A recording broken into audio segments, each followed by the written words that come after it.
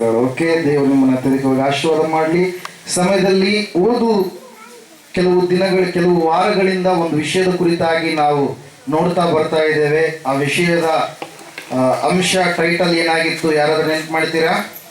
ಯಾವ ವಿಷಯದ ಕುರಿತಾಗಿ ಪರಿಶುದ್ಧಾತ್ಮ ದೇವರು ನಮ್ಮ ಸಂಗಡ ಮೂವರು ವ್ಯಕ್ತಿತ್ವಗಳ ಕುರಿತಾಗಿ ಅನಿಸುತ್ತೆ. ಆ ಮೂವರು ವ್ಯಕ್ತಿತ್ವಗಳ ಕುರಿತಾಗಿ ನಮ್ಮ ಸಂಗಡ ಮಾತಾಡಿದ್ದಾರೆ. ಹೇಳ್ರಿ, ನೆನಪು ಮಾಡ್ರಿ. ಎಲ್ಲರೂ ಮರೆತು ಬಿಟ್ಟಿದ್ರು. ಇವ್ರು ಎಲ್ಲರ ಸುದ್ದಿಗಳೇ ಇರ್ತಾವೆ ತಲೆಯಲ್ಲಿ. ದೇವ್ರ ವಾಕ್ಯ ಮಾತ್ರ ಇರೋದೇ ಇಲ್ಲ. ದೇವ್ರ ವಾಕ್ಯವನ್ನು ಏನು ಮಾಡ್ತೀವಿ ನಾವು? ಮರೆತು ಬಿಡ್ತೀವಿ. ಅದರ ಸಲುವಾಗಿ ಅನೇಕ ಶೋಧನೆಗಳನ್ನು ನಾವಾಗಿಯೇ ತಂದುಕೊಳ್ತೀವಿ. Price lord. ದೇವ್ರ ವಾಕ್ಯದಲ್ಲಿ ಕೆಲವು 3 ಸಂಗತಿಗಳನ್ನು ಈ ಸಮಯದಲ್ಲಿ ನಾನು ನೆನಪು ಮಾಡ್ತೇನೆ. ದೇವರನ್ನ ಅಲಕ್ಷ್ಯ ಮಾಡುವುದರಿಂದ ಆಗುವಂತ ಅಪಾಯಗಳು ಏನಾಗಿದ್ದಾವೆ ಮತ್ತು ಆತನನ್ನು ಆಸಕ್ತಿಯಿಂದ ಹುಡುಕುವಂತ ಮಕ್ಕಳಿಗೆ ದೇವರು ಕೊಡುವಂತ ಆಶೀರ್ವಾದಗಳು ಏನಾಗಿದ್ದಾವೆ, ಈ ಅಂಶವನ್ನು ನಾವು ನೋಡ್ತಾ ಬರ್ತಾ ಇದ್ದೇವೆ ಪ್ರಿಯರೇ. ಪ್ರಪ್ರಥಮವಾಗಿ ನಾವು ನೋಡಿದ್ವಿ, ಸತ್ಯವೇದದಲ್ಲಿ 3340 ವ್ಯಕ್ತಿತ್ವಗಳ ಕುರಿತಾಗಿ ದೇವರು ಇದರಲ್ಲಿ ಬರೆಸಿಟ್ಟಿದ್ದಾನೆ. ಈ 3340 ಜನರು ಕೆಲವು ವಿಷಯದಲ್ಲಿ ಒಳ್ಳೆಯವರಾಗಿ ಕಾಣಿಸಿಕೊಂಡ್ರೆ, ಕೆಲವು ವಿಷಯದಲ್ಲಿ ಅವರು ದೇವರಿಗೆ ವಿರೋಧವಾಗಿ ನಡೆದುಕೊಂಡು ದೇವರಿಂದ ಏನಾಗಿದ್ದಾರೆ? ದೂರವಾಗಿ ಹೋಗಿದ್ದಾರೆ. ಸತ್ಯವೇದ ಹೇಳ್ತಾ ಇದೆ, ಅವಳು ದೇವರ ಆಜ್ಞೆಯನ್ನ ಅಲಕ್ಷ್ಯ ಮಾಡಿದ ಕಾರಣಕ್ಕಾಗಿ ಈ ಲೋಕದಲ್ಲಿ ಪಾಪ ಎನ್ನುವಂಥದ್ದು ಬಂತು ಎಂಬುದಾಗಿ. ಹಲ್ಲೆಲೂಯಾ. ದೇವರು ಆಜ್ಞೆ ಕೊಟ್ಟ ಏನೆಂಬುದಾಗಿ? ನೀವು ಆ ಒಂದು ಏದೇನ್ ತೋಟದಲ್ಲಿರುವ ಮರದ ಹಣ್ಣುಗಳನ್ನೆಲ್ಲ ತಿನ್ನಬಹುದು, ಆದರೆ ಅದರ ನಟ್ಟ ನಡುವೆ ಇರ್ತಕ್ಕಂಥ ಒಳ್ಳೆದರ ಕೆಟ್ಟದರ ಅರುವನ್ನು ಹುಟ್ಟಿಸುವಂತ ಹಣ್ಣನ್ನ ನೀವು ತಿನ್ನಲು ಕೂಡದು ಎಂಬುದಾಗಿ. ತಿಂದ ದಿನ ನೀವೇನಾಗ್ತೀರಿ? ಸಾಯ್ತೀರಿ ಎಂಬುದಾಗಿ. ಆದರೆ ಅವಳು ಆ ವಾಗ್ದಾನವನ್ನ, ಆ ಆಜ್ಞೆಯನ್ನ ಆಕೆ ತಿರಸ್ಕಾರ ಮಾಡಿದ ಕಾರಣಕ್ಕಾಗಿ ಆಕೆ ಪಾಪವನ್ನ ಈ ಲೋಕದಲ್ಲಿ ಏನ್ ಮಾಡಿದ್ಲು? ತೆಗೆದುಕೊಂಡು ಬಂದ್ಲು ಪ್ರಿಯರೇ. ಹಲ್ಲೆಲೂಯಾ. Praise Lord. ಎರಡನೇ ವ್ಯಕ್ತಿತ್ವದ ಕುರಿತಾಗಿ ನಾವು ನೋಡಿದ್ದೇವೆ. ಏಷಾವ ಯಾರ ಮಗ? ಏಷಾವ ಇಸಾಕನ ಮಗ. ಹಲ್ಲೆಲೂಯಾ. ಇಸಾಕನಿಗೆ 2 ಅವಳಿ ಜವಳಿ ಮಕ್ಕಳು. ಬಹಳ ದಿನಗಳ ನಂತರ, ಸುಮಾರು 20 ವರ್ಷಗಳ ನಂತರ ಮಕ್ಕಳಾಗ್ತಾರೆ ಪ್ರಿಯರೇ. ಅವಳಿ ಜವಳಿ ಮಕ್ಕಳು. ಮೊದಲು ಹುಟ್ಟಿದವನು ಏಷಾವ, ಎರಡನೆಯದಾಗಿ ಹುಟ್ಟಿದವನು ಯಾಕೋಬ. ಜಸ್ಟ್ ಫ್ರಾಕ್ಷನ್ ಆಫ್ ಸೆಕೆಂಡ್ ಅಲ್ಲಿ ಅವ್ರು ಏನಾಗ್ತಾರೆ? ಮೊದಲನೇದಾಗಿ ಏಷಾವ ಹೊರಗಡೆ ಬಂದ್ರೆ, ಎರಡನೇದಾಗಿ ಯಾರು ಬಂದ್ರು? ಯಾಕೋಬನು ಬಂದ ಎಂಬುದಾಗಿ. ಹಲ್ಲೆಲೂಯಾ. ಏಷಾವನಿಗೆ ಏನಿದೆ ಹಕ್ಕು? ಚೊಚ್ಚಲುತನದ ಹಕ್ಕು ಇದೆ. ಏಷಾವನ್ನು 15 ಎಕರೆ ಅವರ ತಂದೆಗೆ ಹೊಲ ಇದ್ರೆ 10 ಎಕರೆಯನ್ನ ಏಷಾವನ್ನು ತೆಗೆದುಕೊಳ್ಳಬಹುದು, 5 ಎಕರೆಯನ್ನ ಯಾಕೋಬನ್ನು ತೆಗೆದುಕೊಳ್ಳಬಹುದು. 2ರಷ್ಟು ಆಶೀರ್ವಾದ ಯಾರು ಚೊಚ್ಚಲು ಮಕ್ಕಳಾಗಿ ಹುಟ್ಟಿರ್ತಾರೋ ದೇವರು ಅವ್ರಿಗೆ ಏನ್ ಮಾಡಿದ್ದಾರೆ? ಅನುಗ್ರಹ ಮಾಡಿದ್ದಾರೆ. ಹಳೆಯ ಒಡಂಬಡಿಕೆಯಲ್ಲಿ, ಹೊಸ ಒಡಂಬಡಿಕೆ ಅಲ್ಲ. ಹಲ್ಲೆಲೂಯಾ. ಮತ್ತೆ ಏಷಾವನು ಏನ್ ಮಾಡ್ತಾನೆ? ತನ್ನ ಚೊಚ್ಚಲುತನದ ಹಕ್ಕನ್ನ, ದೇವರಿಂದ ಬಂದಿರತಕ್ಕಂಥ ಆಶೀರ್ವಾದವನ್ನ ಒಂದೇ ಒಂದು ಊಟಕ್ಕಾಗಿ ಅವನೇನ್ ಮಾಡ್ತಾನೆ?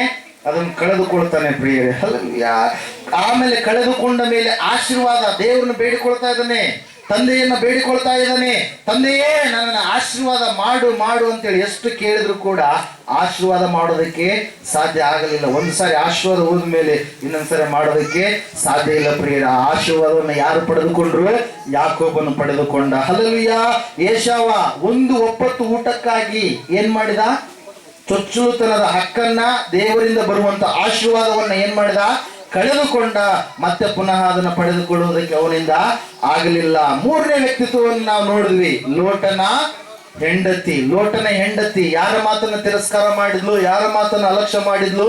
ದೇವದೂತರ ಮಾತನ್ನ. ದೇವದೂತನು ಏನೆಂಬುದಾಗಿ ಹೇಳಿದ? ಹಿಂದಕ್ಕೆ ತಿರುಗಿ ನೀವು ನೋಡಬೇಡ್ರಿ, ನೋಡಿದ್ರೆ ನೀವೇನಾಗ್ತೀರಾ? ಸತ್ತು ಹೋಗ್ತೀರಾ, ನಾಶವಾಗಿ ಹೋಗ್ಬಿಡ್ತೀರಾ ಅವರ ಸಂಗಡ ಎಂಬುದಾಗಿ. ಹಲ್ಲೆಲೂಯಾ. ದೇವರ ವಾಕ್ಯ ಹೇಳ್ತಾ ಇದೆ, ಲೋಟನ ಹೆಂಡತಿ ದೇವದೂತನ ಮಾತನ್ನ ತಿರಸ್ಕಾರ ಮಾಡಿ ಆಕೆ ಏನ್ ಮಾಡಿದ್ಲು? ಹಿಂದಕ್ಕೆ ತಿರುಗಿ ನೋಡಿದ್ಲು. ಯಾವುದನ್ನ ನೋಡ್ತಾ ಇದ್ದಾಳೆ? ತನ್ನ ಮನೆ ಹೆಂಗಿದು, ಮನೆಯಲ್ಲಿ ಬಿಟ್ಟು ಬಂದಿರ್ತಕ್ಕಂಥ ನಾಯಿ ಮರಿ, ಬೆಕ್ಕು ಮರಿ. ಹಲ್ಲೆಲೂಯಾ. ಮತ್ತೆ ಬಂಗಾರ, ಸೀರೆಗಳು ಎಲ್ಲ ಕಟ್ಕೊಂಡು ಬರಕ್ ಆಗಿಲ್ಲ. ಅವೆಲ್ಲವುಗಳನ್ನ ಮನೆಯಲ್ಲೇ ಬಿಟ್ಟು ಬಂದಾಳ. ಅವೆಲ್ಲವುಗಳನ್ನ ನೆನೆಸ್ಕೊಂಡು, ಅಯ್ಯೋ ತಗೊಂಡು ಬಂದಿದ್ರೆ ಚೆನ್ನಾಗಿ ಇರ್ತಿತ್ತು, ಅಲ್ಲೇ ಇದ್ದಿದ್ರೆ ಚೆನ್ನಾಗಿ ಇರ್ತಿತ್ತು ಅಂತೇಳಿ ಹಿಂದಕ್ಕೆ ತಿರುಗಿ ನೋಡಿದಾಗ ಆಕೆ ಏನಾದ್ಲು? ಉಪ್ಪಿನ ಕಂಬವಾಗಿ ಬದಲಾದ್ಲು ಪ್ರಿಯರೇ. ನಿಸ್ಸಾರವಾಗಿರ್ತಕ್ಕಂಥ ಉಪ್ಪಿನ ಕಂಬವಾದಳು ಎಂಬುದಾಗಿ ದೇವರ ವಾಕ್ಯ ತಿಳಿಸ್ತಾ ಇದೆ. ಹಲ್ಲೆಲೂಯಾ. Praise lord. ಲೋಟನ ಹೆಂಡತಿ ಯಾವುದನ್ನ ಅಲಕ್ಷ್ಯ ಮಾಡಿದ್ಲು? ದೇವದೂತನ ಮಾತನ್ನ. ಅದರ ಸಲುವಾಗಿ ಯಾಕೆ ಏನಾದ್ಲು? ಉಪ್ಪಿನ ಕಂಬವಾದ್ಲು. ಹಲ್ಲೆಲೂಯ. ಇವತ್ತಿನ ದಿನ 4ನೇ ವ್ಯಕ್ತಿತ್ವವನ್ನು ನಾವು ನೋಡೋಣ. ಒಬ್ಬ ವ್ಯಕ್ತಿ ಬಹಳ ದೇವರಿಗಾಗಿ ಮೀಸಲಾಗಿರ್ತಕ್ಕಂಥ ವ್ಯಕ್ತಿ, ದೇವರ ಅಭಿಷೇಕವನ್ನ ಹುಟ್ಟಿದಂದಿನಿಂದಲೇ ಹೊಂದಿಕೊಂಡಿರ್ತಕ್ಕಂಥ ವ್ಯಕ್ತಿ, ನಾಜೀರನಾಗಿ ತನ್ನ ಜೀವಿತವನ್ನ ಪ್ರಾರಂಭ ಮಾಡಿದಂಥ ವ್ಯಕ್ತಿ. ಆ ವ್ಯಕ್ತಿ ಕೂಡ ಒಂದು ವಿಷಯದಲ್ಲಿ ಆತನು ಏನಾಗ್ತಾನೆ? ಸೋತು ಹೋಗ್ತಾನೆ ಪ್ರಿಯರೇ. ಹಲ್ಲೆಲೂಯ. ದೇವರ ವಾಕ್ಯ ಹೇಳ್ತಾ ಇದೆ, ಇವತ್ತಿನ ಸಮಯದಲ್ಲಿ ನೀವು ನಿಮ್ಮ ಸತ್ಯವೇದ ಪುಸ್ತಕಗಳನ್ನ ನ್ಯಾಯಸ್ಥಾಪಕರು ಗ್ರಂಥ 13ನೇ ಅಧ್ಯಾಯದ ಕಡೆಗೆ ತೆಗೆದ್ರೆ ಅಲ್ಲಿ ಕೆಲವು ವಿಷಯಗಳನ್ನು ನಾವು ನೋಡಿ ಮುಂದಕ್ಕೆ ಹೋಗೋಣ. ನ್ಯಾಯಸ್ಥಾಪಕರ ಗ್ರಂಥ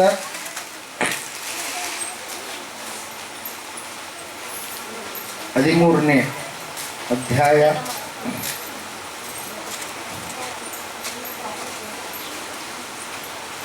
ಮೊದಲನೇ ವಾಕ್ಯ. ಇಸ್ರಾಯೇಲರು ತಿರುಗಿ ಯೆಹೋವನ ದೃಷ್ಟಿಯಲ್ಲಿ ದ್ರೋಹಿಗಳಾದದರಿಂದ ಆತನು ಅವರನ್ನು 40 ವರ್ಷಗಳ ತನಕ ಫಿಲಿಸ್ತಿಯರ ಕೈಗೆ ಒಪ್ಪಿಸಿದನು. ಚೋರ್ಗ ಎಂಬ ಊರಲ್ಲಿ ದಾನ್ ಕುಲದವನಾದ ಮಾನೋಹ ಎಂಬ ಒಬ್ಬ ಮನುಷ್ಯನಿದ್ದನು. ಅವನ ಹೆಂಡತಿಯು ಬಂಜೆಯಾಗಿದ್ದರಿಂದ ಅವನಿಗೆ ಮಕ್ಕಳಿರಲಿಲ್ಲ. ಹಲ್ಲೆಲೂಯ. ಚೋರ್ಗ ಎನ್ನುವಂತ ಒಂದು ಊರಿದೆ ಪ್ರಿಯರೇ. ಆ ಊರಿನಲ್ಲಿ ಮಾನೋಹನ ಹೆಂಡತಿ ಏನ್ ಮಾಡ್ತಾ ಇದ್ದಾರೆ? ಜೀವಿಸ್ತಾ ಇದ್ದಾರೆ. ಆತನ ಹೆಂಡತಿ ಬಂಜೆ ಎಂಬುದಾಗಿ ಸತ್ಯವೇದದಲ್ಲಿ ತಿಳಿಸ್ತಾ ಇದೆ. ಬಂಜೆಯಾಗಿದ್ದರಿಂದ ಅವರಿಗೆ ಏನಿರಲಿಲ್ಲಂತೆ? ಮಕ್ಕಳಿರಲಿಲ್ಲ. ಮಕ್ಕಳ ಸಂತಾನ ಭಾಗ್ಯವನ್ನು ಹೊಂದಿಕೊಳ್ಳಲಾರದ ಸ್ಥಿತಿಯಲ್ಲಿ ಜೀವಿಸುವಂತ ಅವರನ್ನ ದೇವರು ಏನ್ ಮಾಡಿದ? ಅವರನ್ನ ನೋಡಿದ ಪ್ರಿಯರೇ. ತಾಯಿ ಹೊಲಕ್ಕೆ ಹೋಗಿ ಏನ್ ಮಾಡ್ತಾ ಇದ್ದಾಳೆ ಅಂದ್ರೆ ಕೆಲಸ ಮಾಡ್ತಾ ಇದ್ದಾಳೆ. ಯಾರು? ಮಾನೋಹನ ಹೆಂಡತಿ ಹೊಲದಲ್ಲಿ ಹೋಗಿ ಕೆಲಸ ಮಾಡುವಂತ ಸಂದರ್ಭದಲ್ಲಿ ಸಡನ್ ಆಗಿ ದೇವದೂತನು ಪ್ರತ್ಯಕ್ಷನಾಗಿ ಆಕೆಗೆ ಹೇಳ್ತಾ ಇದ್ದಾನೆ, ಮಾನೋಹನ ಹೆಂಡತಿಯಾಗಿರ್ತಕ್ಕಂಥ ನೀನು ಗರ್ಭವತಿಯಾಗಿ ಮಗುವನ್ನ ಏನ್ ಮಾಡ್ತೀಯಾ? ಇರುತ್ತೀಯ. ನಿನಗೆ ಒಬ್ಬ ಮಗನು ಹುಟ್ಟುತ್ತಾನೆ. ಆ ಒಬ್ಬ ಮಗನನ್ನ ನೀನು ಹಡೆಯುವ ದಿನದವರೆಗೂ ಕೂಡ ಯಾವ ನಿಷಿದ್ಧವಾಗಿರ್ತಕ್ಕಂಥ ಕಾರ್ಯಗಳನ್ನು ನೀನು ಮಾಡಬಾರದು ಎಂಬುದಾಗಿ ಹೇಳಿದಾಗ ಆಕೆ ಬಹಳ ಸಂತೋಷ ಪಡ್ತಾಳೆ. ಇನ್ನೊಂದು ಕಡೆಗೆ ದುಃಖನೂ ಕೂಡ ಆಗುತ್ತೆ. ಅಲ್ಲ, ಯಾಕೆ ಸಂತೋಷ ಪಡ್ತಾಳಂದ್ರೆ ಯಾರೋ ಗೊತ್ತಿರಲಾರದಂತ ಒಬ್ಬ ವ್ಯಕ್ತಿ, ಯಾರೋ ತಿಳಿಯಲಾರದಂತ ಒಬ್ಬ ವ್ಯಕ್ತಿ ಆತನು ಹೇಳಿದ್ದಾನೆ, ಇದು ಆಗುತ್ತೋ ಆಗಲ್ವೋ ಎನ್ನುವಂತ ಒಂದು ಸಂದೇಹದ ಒಂದು ಆತ್ಮ ಆಕೆಯಲ್ಲಿ ಆವರಿಸಿದೆ ಪ್ರಿಯರೇ. ದೇವರು ವಾಕ್ಯ ಹೇಳ್ತಾ ಇದೆ. ಆಮೇಲೆ ಆಕೆಯ ಯಜಮಾನ ಬಂದ ಮೇಲೆ ಮತ್ತೆ ಇಬ್ಬರು ಪ್ರಾರ್ಥನೆ ಮಾಡಿದ ಮೇಲೆ ಪುನಃ ಆ ದೇವದೂತನು ಪ್ರತ್ಯಕ್ಷನಾಗಿ, ಇದು ದೇವರ ಕಾರ್ಯ, ದೇವರು ಬಂಜೆತನವನ್ನು ಹೋಗಲಾಡಿಸುವುದಕ್ಕಾಗಿ ನಿಮಗೊಬ್ಬ ಮಗನನ್ನ ಕೊಡ್ತಾನೆ. ಆ ಮಗನನ್ನ ಕೊಡುವಾಗ ಆತನು ನಿಮ್ಮ ಫಿಲಿಸ್ತಿಯರ ಕೈಯಿಂದ ನಿಮ್ಮನ್ನು ಏನ್ ಮಾಡ್ತಾನೆ? ಬಿಡಿಸುತ್ತಾನೆ ಎಂಬುದಾಗಿ ಹೇಳಿದಾಗ ಅವ್ರು ಏನ್ ಮಾಡ್ತಾರೆ? ಅದನ್ನ ನಂಬುತ್ತಾರೆ. ಆ ಒಂದು ನಾಜೀರು ವೃತ, ನ್ಯಾಜರೈಟ್ ಓವ್ ಎಂಬುದಾಗಿ ಕರಿತೀವಿ. ಆ ಒಂದು ಆಚರಣೆಯನ್ನ ಆ ತಾಯಿ ಏನ್ ಮಾಡ್ತಾಳೆ? ಮಾಡುವವಳಾಗ್ತಾಳೆ ಪ್ರಿಯರೇ. ದೇವರು ವಾಕ್ಯ ಹೇಳ್ತಾ ಇದೆ, ನಾಜೀರ ವೃತ ಪ್ರಾರಂಭದ ದಿನಗಳಲ್ಲಿ ಆಕೆ ಯಾವ ಮದ್ಯವನ್ನಾಗಲಿ ದ್ರಾಕ್ಷಾರಸವನ್ನಾಗಲಿ ಯಾವುದು ನಿಷಿದ್ಧವಾಗಿರುವಂಥದ್ದು ಯಾವುದನ್ನಾಗಲಿ ಆಕೆ ಮುಟ್ಟಲಿಲ್ಲ. 13ನೇ ಅಧ್ಯಾಯ 24ನೇ ವಾಕ್ಯ ಹೇಳುತ್ತೆ, ಆ ಸ್ತ್ರೀಯು ಮಗನನ್ನ ಎತ್ತು ಅವನಿಗೆ ಸಂಸೋನನೆಂದು ಹೆಸರಿಟ್ಟಳು. ಹುಡುಗನು ದೊಡ್ಡವನಾದನು, ಯೆಹೋವನ ಆಶೀರ್ವಾದವು ಅವನ ಮೇಲಿತ್ತು. ಸಂಸೋನನು ಹುಟ್ಟಿದ್ದ ಕಾರಣ ಏನು? ಫಿಲಿಸ್ತಿಯರನ್ನ ಸೆರೆಬಡಿಬೇಕು. ಫಿಲಿಸ್ತಿಯರು ಇಸ್ರಾಯೇಲರ ಹೊಲಗಳಲ್ಲಿ ಬಂದು ಹೊಲಗಳಲ್ಲಿ ಇರ್ತಕ್ಕಂಥ ಬೆಳೆಯನ್ನ ಏನ್ ಮಾಡ್ತಾ ಇದ್ದಾರೆ? ನಾಶ ಮಾಡ್ತಾ ಇದ್ದಾರೆ. ಹೊಲಗಳನ್ನ ಹಾಳು ಮಾಡ್ತಾ ಇದ್ದಾರೆ. ಫಿಲಿಸ್ತಿಯರ ಗಂಡು ಮಕ್ಕಳನ್ನ, ಹೆಣ್ಣು ಮಕ್ಕಳು, ಚಿಕ್ಕ ಮಕ್ಕಳನ್ನ ತೆಗೆದುಕೊಂಡು ಹೋಗ್ತಾ ಇದ್ದಾರೆ. ಭಯಂಕರವಾದ ವೇದನೆ ಶೋಧನೆಯಲ್ಲಿ ಇಸ್ರಾಯೇಲರು ಜೀವಿಸ್ತಾ ಇದ್ದಾರೆ. ಅದರಿಂದ ಬಿಡುಗಡೆ ಮಾಡುವುದಕ್ಕಾಗಿ ದೇವರು ಏನ್ ಮಾಡಿದ? ಒಬ್ಬ ರಕ್ಷಣಾ ವೀರನನ್ನ ಎಬ್ಬಿಸಿದನು ಪ್ರಿಯರೇ. ಹಲ್ಲೆಲೂಯಾ. ದೇವರ ವಾಕ್ಯ ಹೇಳ್ತಾ ಇದೆ, ದೇವರು ವಾಕ್ಯ ಹೇಳ್ತಾ ಇದೆ, ಆ ಸ್ತ್ರೀಯು ಮಗನನ್ನ ಹೆತ್ತಳು. ಹಲ್ಲೆಲೂಯಾ. ಬಂಜೆತನವನ್ನ ದೇವರು ಏನ್ ಮಾಡಿದ? ತೆಗೆದು ಹಾಕಿದ. ಸಂಪೂರ್ಣವಾದಂತ ಬಿಡುಗಡೆಯನ್ನ ಕೊಟ್ಟ ಮೇಲೆ ಆಕೆ ಮಗುವನ್ನ ಚೆನ್ನಾಗಿ ದೇವರು ಯಾವ ರೀತಿಯಾಗಿ ಹೇಳಿದ್ನೋ ಅದೇ ರೀತಿಯಾಗಿ ದೇವರನ್ನ ಬೆಳೆಸುವುದಕ್ಕೆ ಪ್ರಾರಂಭ ಮಾಡಿದ್ಲು. ಮಗುವಿನ ತಲೆ ಮೇಲೆ ಏನ್ ಬರಬಾರದು? ಕ್ಷೌರದ ಕತ್ತಿ ಬರಬಾರದು. ಹಲ್ಲೆಲೂಯಾ. ಯಾಕಂದ್ರೆ ಆ ಮಗನು ದೇವರಿಗೆ ಸಮರ್ಪಣೆಯಾಗಿರ್ತಕ್ಕಂಥ ಮಗನು ಎಂಬುದಾಗಿ ಒಳ್ಳೆ ರೀತಿಯಲ್ಲಿ ಬೆಳೀತಾ ಬೆಳೀತಾ ಇರಬೇಕಾದ್ರೆ ಸಂಸೋನನನ್ನ ದೇವರು ಉಂಟು ಮಾಡಿರುವಂಥದ್ದು, ರೂಪಿಸಿರುವಂಥದ್ದು, ಈ ಭೂಮಿಗೆ ಕಳುಹಿಸಿರುವಂಥದ್ದು ಒಂದೇ ಒಂದು ಉದ್ದೇಶದಿಂದ. ಯಾವುದಕ್ಕಾಗಿ? ಇಸ್ರಾಯೇಲ್ಯರನ್ನ ಫಿಲಿಸ್ತಿಯರ ಕೈಯಿಂದ ಬಿಡುಗಡೆ ಮಾಡುವುದಕ್ಕಾಗಿ. ಅಲ್ಲಿ ವಾಕ್ಯ ಹೇಳ್ತಾ ಇದೆ ಪ್ರಿಯರೇ, ಸಂಸೋನನೆಂಬುದಾಗಿ ಹೆಸರಿಟ್ಟ ಮೇಲೆ ಹುಡುಗನು ಬರ್ತಾ ಬರ್ತಾ ಏನಾದ, ದೊಡ್ಡವನಾದ ಮೇಲೆ ಯೆಹೋವನ ಆಶೀರ್ವಾದ ಅವನ ಮೇಲೆ ಇತ್ತು ಎಂಬುದಾಗಿ. ಹಲ್ಲೆಲೂಯಾ. ಇಲ್ಲಿವರೆಗೂ ಎಲ್ಲಾ ಚೆನ್ನಾಗಿದೆ. ಹುಡುಗ ಒಳ್ಳೆ ರೀತಿಯಲ್ಲಿ ಭಯದಲ್ಲಿ, ಭಕ್ತಿಯಲ್ಲಿ, ನೀತಿಯಲ್ಲಿ, ತಂದೆ ತಾಯಿ ಹೇಳಿದ ಮಾತುಗಳಲ್ಲಿ ಆ ಕುಮಾರನ್ ಏನ್ ಮಾಡ್ತಾ ಇದ್ದಾನೆ, ನಡೀತಾ ಇದ್ದಾನೆ, ಜೀವಿಸ್ತಾ ಇದ್ದಾನೆ. ಆದ್ರೆ ಇಲ್ಲಿ 14ನೇ ಅಧ್ಯಾಯದ ಮೊದಲನೇ ವಾಕ್ಯ ಹೇಳ್ತಾ ಇದೆ, ಸಂಸೋನನು ಆತ್ಮಿಕವಾಗಿ ದೇವರ ಮಕ್ಕಳ ಸಹವಾಸವನ್ನ ಬಿಟ್ಟು, ದೈವಿಕ ಸಹವಾಸವನ್ನ ಬಿಟ್ಟು ಲೋಕದ ಕಡೆಗೆ ತನ್ನನ್ನು ತಾನು ಏನ್ ಮಾಡ್ತಾ ಇದ್ದಾನೆ, ಒಪ್ಪಿಸಿಕೊಡ್ತಾ ಇದ್ದಾನೆ. ಒಂದು 20 ವರ್ಷಗಳು ಆದವು ಹುಡುಗನಿಗೆ, ಯೌವನ ಕಾಲ ಬಂತು. ಆ ಕಾಲದಲ್ಲಿ ಸಂಸೋನನು ಆತ್ಮಿಕವಾಗಿ ಏನ್ ಮಾಡ್ತಾ ಇದ್ದಾನೆ, ಇಳಿದು ಹೋಗ್ತಾ ಇದ್ದಾನೆ. ವಾಕ್ಯ ಹೇಳ್ತಾ ಇದೆ, ಒಂದೇ ವಾಕ್ಯ, ಮೂಲ ವಾಕ್ಯ, ಸಂಸೋನನು ಗಟ್ಟ ಇಳಿದು. ಹೇಳ್ರಿ ಎಲ್ಲರೂ, ಸಂಸೋನನು ಗಟ್ಟ ಇಳಿದು. ಹಲ್ಲೆಲೂಯಾ. ಸಂಸೋನನು ಎಲ್ಲಿದ್ದಾನೆ ಇವಾಗ, ಮೇಲ್ಗಡೆ ಇದ್ದಾನೆ. ಸಂಸೋನನು ಎಲ್ಲಿದ್ದಾನೆ ಇವಾಗ, ಭಯದಲ್ಲಿ, ಭಕ್ತಿಯಲ್ಲಿ, ನೀತಿಯಲ್ಲಿ ಜೀವಿಸ್ತಾ ಇದ್ದಾನೆ. ಸಂಸೋನನು ಈ ದೇವರು ಹೇಳಿದಂತ ಮಾರ್ಗದಲ್ಲಿ ನಡೀತಾ ಇದ್ದಾನೆ. ಸಂಸೋನನಿಗೆ ದೇವರು ಎಲ್ಲ ಒಳ್ಳೆಯವುಗಳನ್ನ ಅನುಗ್ರಹ ಮಾಡ್ತಾ ಇದ್ದಾನೆ. ಸಂಸೋನನಿಗೆ ಯಾವ ಕೊರತೆ ಕೂಡ ಇರಲಾರ ಹಾಗೆ ಸಂಸೋನನು ಜೀವಿಸ್ತಾ ಇದ್ದಾನೆ. ಆದ್ರೆ ಸಂಸೋನನು ದೈವಿಕವಾಗಿರುವಂತ ಸಹವಾಸವನ್ನ ಬಿಟ್ಟು ಘಟ್ಟವನ್ನ ಇಳಿದು, ಏನಂದ್ರೆ ಗುಡ್ಡದ ಮೇಲೆ ಇರ್ತಕ್ಕಂಥ ಸಂಸೋನ ಏನ್ ಮಾಡ್ತಾ ಇದ್ದಾನೆ, ಕೆಳಗಡೆ ಇಳಿದು ಬರ್ತಾ ಇದ್ದಾನೆ. ಎಲ್ಲಿಗೆ ಬರ್ತಾ ಇದ್ದಾನೆ, ಕೆಳಗಡೆ ಇಳಿದು ಬರ್ತಾ ಇದ್ದಾನೆ. ಯಾವಾಗ ನೀನು ರಕ್ಷಣೆ ಹೊಂದಿದ್ದೀ, ಯಾವಾಗ ನೀನು ದೇವರ ಮೇಲೆ ನಂಬಿ ದೀಕ್ಷಾ ಸ್ನಾನ ಮಾಡಿಕೊಂಡು ಆತನ ಹೆಸರಿನಲ್ಲಿ ನೀನು ನಂಬಿಕೆ ಇಟ್ಟಿದ್ದೀಯೋ, ಅವಾಗ ನೀನು ಕೆಳಗಿನವನಲ್ಲ, ನೀನು ಕೆಳಗಿನವಳಲ್ಲ. ಲೋಕ 100 ಹೇಳ್ಬೋದು, ಲೋಕದವರಿಗೆ ಗೊತ್ತಿಲ್ಲ, ಲೋಕದವರಿಗೆ ಬುದ್ಧಿ ಇಲ್ಲ, ಜ್ಞಾನ ಇಲ್ಲ. ಹಲ್ಲೆಲೂಯಾ. ಆದ್ರೆ ನಿನಗೆ ಗೊತ್ತಿದೆ ದೇವರು ಯಾರೆಂಬುದಾಗಿ. ನೀನು ರಕ್ಷಣೆ ಹೊಂದಿದ ಮೇಲೆ ನೀನು ಕೆಳಗಿನವನಲ್ಲ, ದೇವರು ನಿನ್ನನ್ನು ಮೇಲ್ಗಡೆ ಸಿಂಹಾಸನದಲ್ಲಿ ಏನ್ ಮಾಡ್ಯಾನಂತೆ, ಕೂಡಿಸಿದ್ದಾನೆ ಎಂಬುದಾಗಿ ವಾಕ್ಯ ಹೇಳುತ್ತೆ ಪ್ರಿಯರೇ. ಹಲ್ಲೆಲೂಯಾ. Praise the Lord. ನಿನ್ನನ್ನು ಸಿಂಹಾಸನದಲ್ಲಿ ಕೂಡಿಸಿದಂತ ದೇವರು, ಆತನು ತನ್ನ ಸಿಂಹಾಸನವನ್ನ, ಪರಲೋಕದಲ್ಲಿ ಇರ್ತಕ್ಕಂಥ ಸಿಂಹಾಸನಗಳನ್ನ ಮತ್ತು ಭೂಮಿಯ ಮೇಲೆ ಅಧಿಕಾರ ಮಾಡುವಂತ ಒಂದು ಸಿಂಹಾಸನಗಳನ್ನ ನಿನಗೆ ಕೊಡಬೇಕಂತೇಳಿ ಆತನ ಏನ್ ಮಾಡಿದಾನೆ, ಇಷ್ಟಪಟ್ಟಿದ್ದಾನೆ. ಅದಕ್ಕಾಗಿ ನಿನ್ನನ್ನು ಕರೆದಿದ್ದಾನೆ, ನಿನ್ನನ್ನು ಆರಿಸಿಕೊಂಡಿದ್ದಾನೆ, ನಿನ್ನನ್ನು ರೂಪಿಸಿದ್ದಾನೆ. ಆದರೆ ನಂಬಿದ ಮೇಲೆ ಅನೇಕರು ಏನಾಗ್ತಾರೆ, ರಕ್ಷಣೆಯಿಂದ ಬಿದ್ದು ಹೋಗ್ತಾರೆ. ನಂಬಿದ ಮೇಲೆ ಅನೇಕರು ಏನಾಗ್ತಾರೆ, ರಕ್ಷಣೆಯನ್ನ ತಿರಸ್ಕಾರ ಮಾಡ್ತಾರೆ. ನಂಬಿದ ಮೇಲೆ ಅನೇಕರು ಏನ್ ಮಾಡ್ತಾರೆ, ದೈವಿಕವಾದ ಸಹವಾಸ, ಆ ಸಹವಾಸವನ್ನ ಬಿಟ್ಟು ಏನ್ ಮಾಡ್ತಾರೆ, ಕೆಳಗಡೆ ಇಳಿದು ಹೋಗ್ತಾರೆ. ಪ್ರೇರಿತ ದೇವರು ವಾಕ್ಯ ಹೇಳ್ತಾ ಇದೆ, ಸಂಸೋನನು ಕೆಳಗಡೆ ಇಳಿದು ಹೋಗ್ತಾ ಇದ್ದಾನೆ. ಯಾವ ವಿಷಯದಲ್ಲಿ, ಆತ್ಮಿಕವಾಗಿರುವಂತ ವಿಷಯದಲ್ಲಿ ಪ್ರೇರೆ. ಹಲ್ಲೆಲೂಯಾ. Praise the Lord. ದೇವರು ವಾಕ್ಯ ಹೇಳ್ತಾ ಇದೆ, ಸಂಸೋನನು ಮೊದಲನೇದಾಗಿ ಯಾರ ಸಹವಾಸದಲ್ಲಿದ್ದ, ದೇವರ ಸಹವಾಸದಲ್ಲಿದ್ದ, ದೈವಿಕ ಮಕ್ಕಳ ಸಹವಾಸದಲ್ಲಿದ್ದ. ದೇವರು ತಿರುಗಾಡಲಿಕ್ಕಿರುವಂತ ನಾಡು, ದೇವರು ವಾಗ್ದಾನ ಮಾಡಿರ್ತಕ್ಕಂಥ ನಾಡಿನಲ್ಲಿ ಜೀವಿಸ್ತಾ ಇದ್ದ. ಆದ್ರೆ ಸಂಸೋನನು ಈಗ ಏನ್ ಮಾಡ್ತಾ ಇದ್ದಾನೆ, ಗಟ್ಟ ಇಳಿದು ಹೋಗ್ತಾ ಇದ್ದಾನೆ. ಯಾವ ಊರಿಗೆ ಹೋಗ್ತಾ ಇದ್ದಾನೆ, ತಿಮ್ನಾ ಎನ್ನುವಂತ ಊರಿಗೆ ಹೋಗ್ತಾ ಇದ್ದಾನೆ. ಆ ಊರಲ್ಲಿ ಯಾರು ಜೀವಿಸ್ತಾ ಇದ್ದಾರೆ, ಯಾವ ಇಸ್ರಾಯೇಲರಿಗೆ ವಿರೋಧವಾಗಿ ನಡೆದುಕೊಳ್ಳುವಂತ, ದೇವರಿಗೆ ಅಸಹ್ಯವಾದಂತ ಕಾರ್ಯಗಳನ್ನ ಮಾಡುವಂತ ಫಿಲಿಸ್ತೀಯರು ಎಲ್ಲಿ ಜೀವಿಸ್ತಾ ಇದ್ದಾರೆ, ಎಲ್ಲಿ ಜೀವಿಸ್ತಾ ಇದ್ದಾರೆ, ತಿಮ್ನಾ ಎನ್ನುವಂತ ಊರಿನಲ್ಲಿ. ಹಲ್ಲೆಲೂಯಾ. ದೇವರ ವಾಕ್ಯ ಹೇಳುತ್ತೆ ಪ್ರಿಯರೇ, ಒಂದ್ಸಾರಿ ನೀವು 2ನೇ ಕೊರಿಂಥದವರಿಗೆ ಬರೆದ ಪತ್ರಿಕೆ 6ನೇ ಅಧ್ಯಾಯ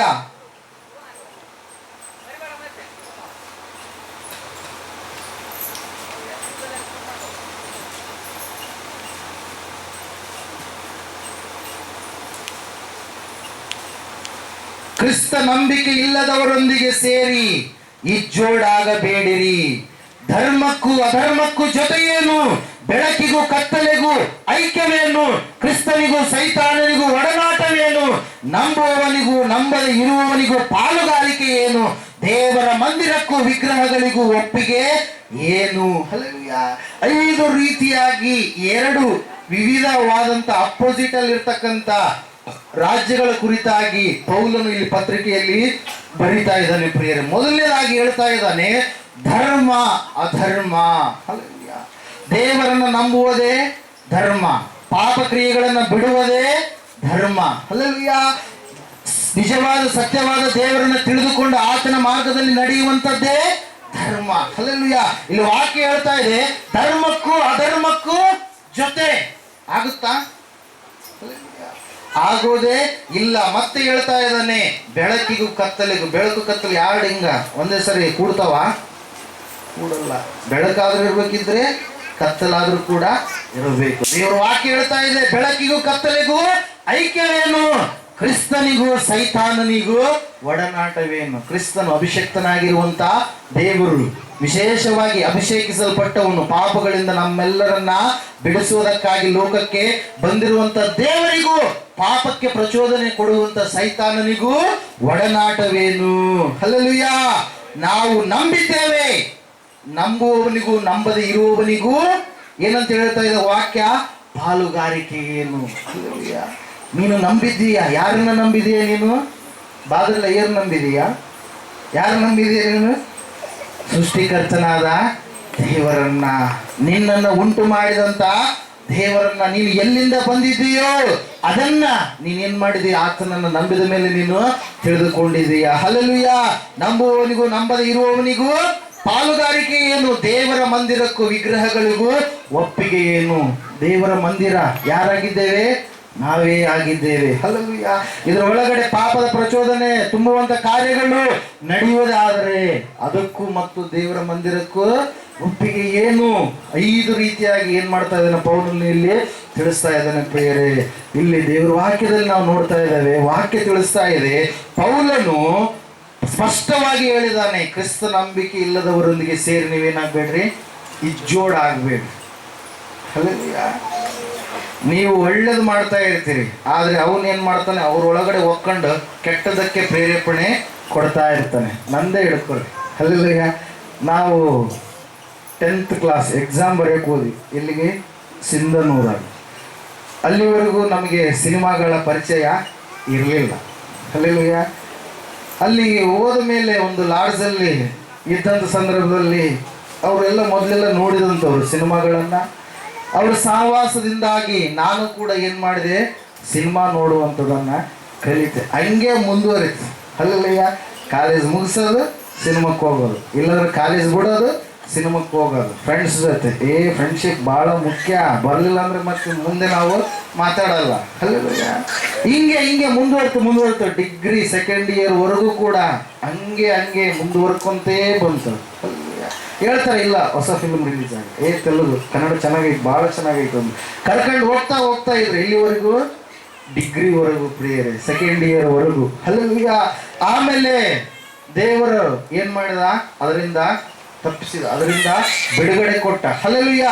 ದೇವರ ವಾಕ್ಯ ಹೇಳ್ತಾ ಇದೆ, ನಾವು ಯಾರ ಜೊತೆ ಸಹವಾಸ ಮಾಡ್ತೀವೋ ಅವರ ಗುಣಗಳು ನಮ್ಮಲ್ಲಿ ಖಂಡಿತವಾಗಿ ಬಂದೇ ಬರ್ತವೆ. 1 ಕೊರಿಂಥಿ 15ನೇ ಅಧ್ಯಾಯ 33ನೇ ವಾಕ್ಯ ಹೇಳ್ತಾ ಇದೆ, ಈ ರೀತಿಯಾಗಿ ದುಸ್ಸಹವಾಸವು ಸದಾಚಾರವನ್ನ ಕೆಡಿಸುತ್ತದೆ. ದುಷ್ಟರ ಸಹವಾಸ ನೀನು ಮಾಡುವುದೇ ಆದರೆ ಅವರ ಗುಣಲಕ್ಷಣಗಳು ನಿನ್ನಲ್ಲಿ ಬರ್ತವೆ. ಒಬ್ಬನು ಕುಡುಕ ಆಗ್ಬೇಕಾದ್ರೆ ಮೊದಲು ಇನ್ನೊಬ್ಬನ ಕುಡುಕನ ಜೊತೆ ಕಟ್ಟಿರ್ತೇವೆ ನಾವು. ಒಬ್ಬಕ್ಕೆ ನಸಿತಿಕ್ಕೆಗೆ ಆಗ್ಬೇಕಾದ್ರೆ ಇನ್ನೊಬ್ಬ ನಸಿತಿಕ್ಕರ ಜೊತೆ ಆಕಿ ಕಟ್ಟಿರ್ತಾನೆ. ಹಲ್ಲೆಲೂಯಾ. ಹಂಗೆ ಬರಲ್ಲ. ಹಲ್ಲೆಲೂಯಾ. Praise God. ಆದ್ರೆ ಎಲ್ರಿಗೂ ಹಂಗೆ ಬರೋದೇನಂದ್ರೆ ಮಣ್ಣು ತಿನ್ನೋದು. ಹಲ್ಲೆಲೂಯಾ. ಮಣ್ಣಿನಿಂದ ಬಂದವರು ಮಣ್ಣನ್ನೇ ತಿಂತೀವಿ. ಸ್ಟಾರ್ಟಿಂಗ್ ಚಿಕ್ಕವರಿರುವಾಗ ಎಷ್ಟು ಹೇಳಿದ್ರು ಕೂಡ ಅದನ್ನು ಮಣ್ಣು ತಿನ್ನೋದನ್ನ ಬಿಡೋದೇ ಇಲ್ಲ. ಹಲ್ಲೆಲೂಯಾ. ಅದರಲ್ಲಿ ಖನಿಜಾಂಶಗಳಿದ್ದಾವೆ. ಹಲ್ಲೆಲೂಯಾ. Praise God. ದೇವರ ವಾಕ್ಯ ಹೇಳ್ತಾ ಇದೆ, ಯಾರ ಸಹವಾಸ ಮಾಡ್ತೀಯೋ ಅವರ ಸಹವಾಸದ ಲಕ್ಷಣಗಳು ನಿನ್ನನ್ನು ಏನ್ ಮಾಡ್ತವೆ, ಆಳ್ತವೆ. ದೇವರ ವಾಕ್ಯದಲ್ಲಿ ಸ್ಪಷ್ಟವಾಗಿ ಪೌಲನು ಹೇಳ್ತಾ ಇದ್ದಾನೆ, ದುಷ್ಟರ ಸಹವಾಸ ನೀನು ಮಾಡುವುದಾದರೆ ಅವರ ಲಕ್ಷಣಗಳು ನಿನಗೆ ಬರುವಂತದ್ದಾಗಿದೆ. ಸದಾಚಾರವನ್ನ ಕೆಡಿಸುವಂತದ್ದು ಯಾವುದಾಗಿದೆ? ದುಸ್ಸಹವಾಸವಾಗಿದೆ. 1ನೇ ಕೀರ್ತನೆಯಲ್ಲೇ ಕೀರ್ತನೆಗಾರನು ಹೇಳ್ತಾ ಇದ್ದಾನೆ. ಒಂದ್ಸಾರಿ ನೋಡ್ರಿ ಕೀರ್ತನೆಗಳು. 1ನೇ ಕೀರ್ತನೆ, ಯಾವನು ದುಷ್ಟರ ಆಲೋಚನೆಯಂತೆ ನಡೆಯದೆ, ಪಾಪಾತ್ಮರ ಮಾರ್ಗದಲ್ಲಿ ನಿಂತುಕೊಳ್ಳದೆ, ಧರ್ಮ ನಿಂದಕರೊಡನೆ ಕೂತುಕೊಳ್ಳದೆ. ಹಲ್ಲೆಲೂಯಾ. ಇವೆಲ್ಲ 3ಗಳು ಮಾಡಲಾರದೆ ಇದ್ರೆ ಮತ್ತೆ ಏನ್ ಮಾಡ್ತಾ ಇದ್ದಾನೆ, ದೇವರಲ್ಲಿ ಆನಂದ ಪಡುವವನಾಗಿ ಅದನ್ನೇ ಹಗಲಿರುಳು ಧ್ಯಾನಿಸುತ್ತಿರುವನು ಅವನು ಎಷ್ಟೋ ಧನ್ಯನು. ಅವದರಂತೆ ಅವನ ಕಾರ್ಯಗಳೆಲ್ಲವೂ ಕೂಡ ಏನಾಗ್ತವೆ, ಸಫಲ ಆಗ್ತವೆ. ಮೊದಲು ಬಿಡಬೇಕು. ಯಾವುದನ್ನು ಬಿಡಬೇಕು? ದುಷ್ಟರ ಆಲೋಚನೆ ಆಗಿರ್ಬೋದು, ಅಂಥವರ ಸಹವಾಸವಾಗಿರ್ಬೋದು, ವಿಗ್ರಹಗಳ ಗೊಡವೆ ಆಗಿರ್ಬೋದು, ಇವೆಲ್ಲವುಗಳನ್ನು ಹುಟ್ಟಿದ ಮೇಲೆ ದೇವರ ವಾಕ್ಯ ಹೇಳುತ್ತೆ 3ನೇ ವಚನದ ಕೊನೆಯ ಲೈನಲ್ಲಿ, ಅದರಂತೆ ಅವನ ಕಾರ್ಯವೆಲ್ಲವೂ ಕೂಡ ಏನಾಗ್ತವಂತೆ, ಸಫಲವಾಗ್ತವೆ. ನಾವು ಯಾವ ಬಿಡಲ್ಲ, ಆದ್ರೆ ಏಸಪ್ಪ ಏಸಪ್ಪ ಅಂತೀವಿ, ನಮ್ಗೆ ಆ ಕಾರ್ಯಗಳು ಹಂಗೆ ಇರ್ತವೆ. ಆದ್ರೂ ನಡೀತಿರ್ತಾವ ಅನ್ಕರಿ, ಪವಾಡ ಅದ್ಭುತಗಳು ನಡೀತಾವ ದೇವರ ಆಲಯಕ್ಕೆ ಬಂದಂಥವ್ರಿಗೆ, ನಂಬಿದವರಿಗೆ. ಆದರೆ ಪರಲೋಕ ಸಿಗಲ್ಲ. ಅಲ್ಲೇ ನೀನು ಅದ್ಭುತಗಳಿಗಾಗಿ ಮಾತ್ರ ಬಂದರೆ, ಪವಾಡಕ್ಕಾಗಿ ಮಾತ್ರ ಬಂದರೆ ದೇವ್ರು ಮಾಡ್ತಾನೆ, ಖಂಡಿತವಾಗಿ ಮಾಡ್ತಾನೆ. ವಿಶ್ವಾಸ ಯಾರು ಇಡ್ತಾರೆ ಆತನ ನಾಮದ ಮೇಲೆ ಅವರೆಲ್ಲರಿಗೂ ಕೂಡ ಆತನ ಏನು ಮಾಡ್ತಾನೆ, ಅದ್ಭುತ ಮಾಡ್ತಾನೆ. ಅದಕ್ಕೆ ಸಾದೃಶ್ಯ ಏನಂದ್ರೆ, ಇಸ್ರಾಯೇಲ್ ದೇಶದಿಂದ 60 ಲಕ್ಷಕ್ಕಿಂತಲೂ ಹೆಚ್ಚು ಜನರು ಏನು ಮಾಡಿದ್ರು, ಬಂದರು ಪ್ರೇಯರ್. ನಾವು 20 ಲಕ್ಷ ಅನ್ಕೊಂಡಿದ್ದೆ, ಆದರೆ ಕರೆಕ್ಟಾಗಿ ಮೊನ್ನೆ ಕ್ಯಾಲ್ಕುಲೇಟ್ ಮಾಡಿ ಹೇಳಿದರೆ ಎಷ್ಟಂತೆ, 30 ಮಿಲಿಯನ್, 3 ಮಿಲಿಯನ್, ಅಂದರೆ 30 ಲಕ್ಷಕ್ಕಿಂತಲೂ ಹೆಚ್ಚು ಜನರು ಬಂದ್ರಂತೆ. ಅಲ್ಲೆಲ್ಲ 30 ಲಕ್ಷಕ್ಕಿಂತಲೂ ಹೆಚ್ಚು ಜನ ಬಂದರೆ ಆ ಜನರು, ದೇವರ ವಾಕ್ಯ ಹೇಳುತ್ತೆ ಧರ್ಮೋಪದೇಶ ಕಾಂಡ 8ನೇ ಅಧ್ಯಾಯದಲ್ಲಿ 4ನೇ ವಾಕ್ಯದಲ್ಲಿ, ಅವರಿಗೆ ನಂಬಿದವರಿಗೂ ಎಲ್ಲರಿಗೂ ಏನ್ ಮಾಡಿದ ದೇವರು, ಕಾರ್ಯ ಮಾಡಿದ. ಪ್ರೇರಲ್ಲಿ ಹೋದ್ರೆ ಒಂದ್ಸಾರಿ 4ನೇ ವಚನ, ಈ 40 ವರ್ಷಗಳು ನಿಮ್ಮ ಮೈ ಮೇಲಿದ್ದ ಉಡುಪು ಜೀರ್ಣವಾಗಲಿಲ್ಲ, ನಿಮ್ಮ ಕಾಲುಗಳು ಬಾತು ಹೋಗಲಿಲ್ಲ. ತಂದೆ ಮಗನನ್ನು ಹೇಗೋ ಹಾಗೆ ನಿಮ್ಮ ದೇವರಾದ ಯೆಹೋವ ನಿಮ್ಮನ್ನು ಶಿಕ್ಷಿಸುತ್ತಾ ಬಂದನೆಂಬುದನ್ನ ನೀವು ಆಲೋಚಿಸಿಕೊಂಡು ಆತನ ಆಜ್ಞೆಗಳನ್ನು ಅನುಸರಿಸುವವರಾಗಿ, ಆತನು ಹೇಳಿದ ಮಾರ್ಗದಲ್ಲಿ ನಡೆದು ಆತನಲ್ಲಿ ಭಯಭಕ್ತಿ ಉಳ್ಳವರಾಗಿ ನೀವು ಇರಬೇಕು. ಹಲ್ಲೆಲೂಯಾ. ಅವರು ಬಂದರು, ನಂಬಿಕೆಯಿಂದ ಬಂದರು. ದೇವರು ಈ ಐಗುಪ್ತ ದೇಶದಿಂದ ನಮ್ಮನ್ನ ಬಿಡಿಸ್ತಾನೆ ಅಂತೇಳಿ ನಂಬಿಕೆಯಿಂದ ಎಲ್ಲರೂ ಬಂದರು. ಬಂದಂಥ ಸಂದರ್ಭದಲ್ಲಿ ಅಲ್ಲಿ ಒಂದು ಕಾರ್ಯ ಆಗ್ತಾ ಇದೆ ಪ್ರಿಯರ. ಕಾರ್ಯ ಏನಂದ್ರೆ, ಅವರು ಬಟ್ಟೆಗಳು ಉಟ್ಕೊಂಡಿದ್ರು.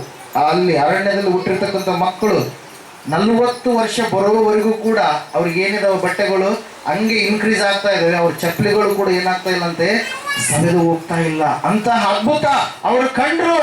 ಅದ್ಭುತಗಳಿಗಾಗಿ ಮಾತ್ರ ದೇವರನ್ನು ಅವರು ಬೇಡಿದ್ರು. ಅದರಲ್ಲಿ ಅನೇಕರು ಏನಾದ್ರು ನಾಶವಾಗಿ ಹೋದ್ರು. ದೇವ್ರ ವಾಕ್ಯ ಹೇಳುತ್ತೆ, ನಂಬಿದವರಿಗೆಲ್ಲರಿಗೂ ದೇವರು ಅದ್ಭುತ ಮಾಡ್ತಾನೆ, ಪವಾಡ ಮಾಡ್ತಾನೆ, ಆಶ್ಚರ್ಯ ಕಾರ್ಯಗಳನ್ನು ಮಾಡ್ತಾನೆ, ನೀನು ಅಂದುಕೊಂಡಿರ್ತಕ್ಕಂಥ ಕ್ರಿಯೆಗಳನ್ನು ಮಾಡ್ತಾನೆ.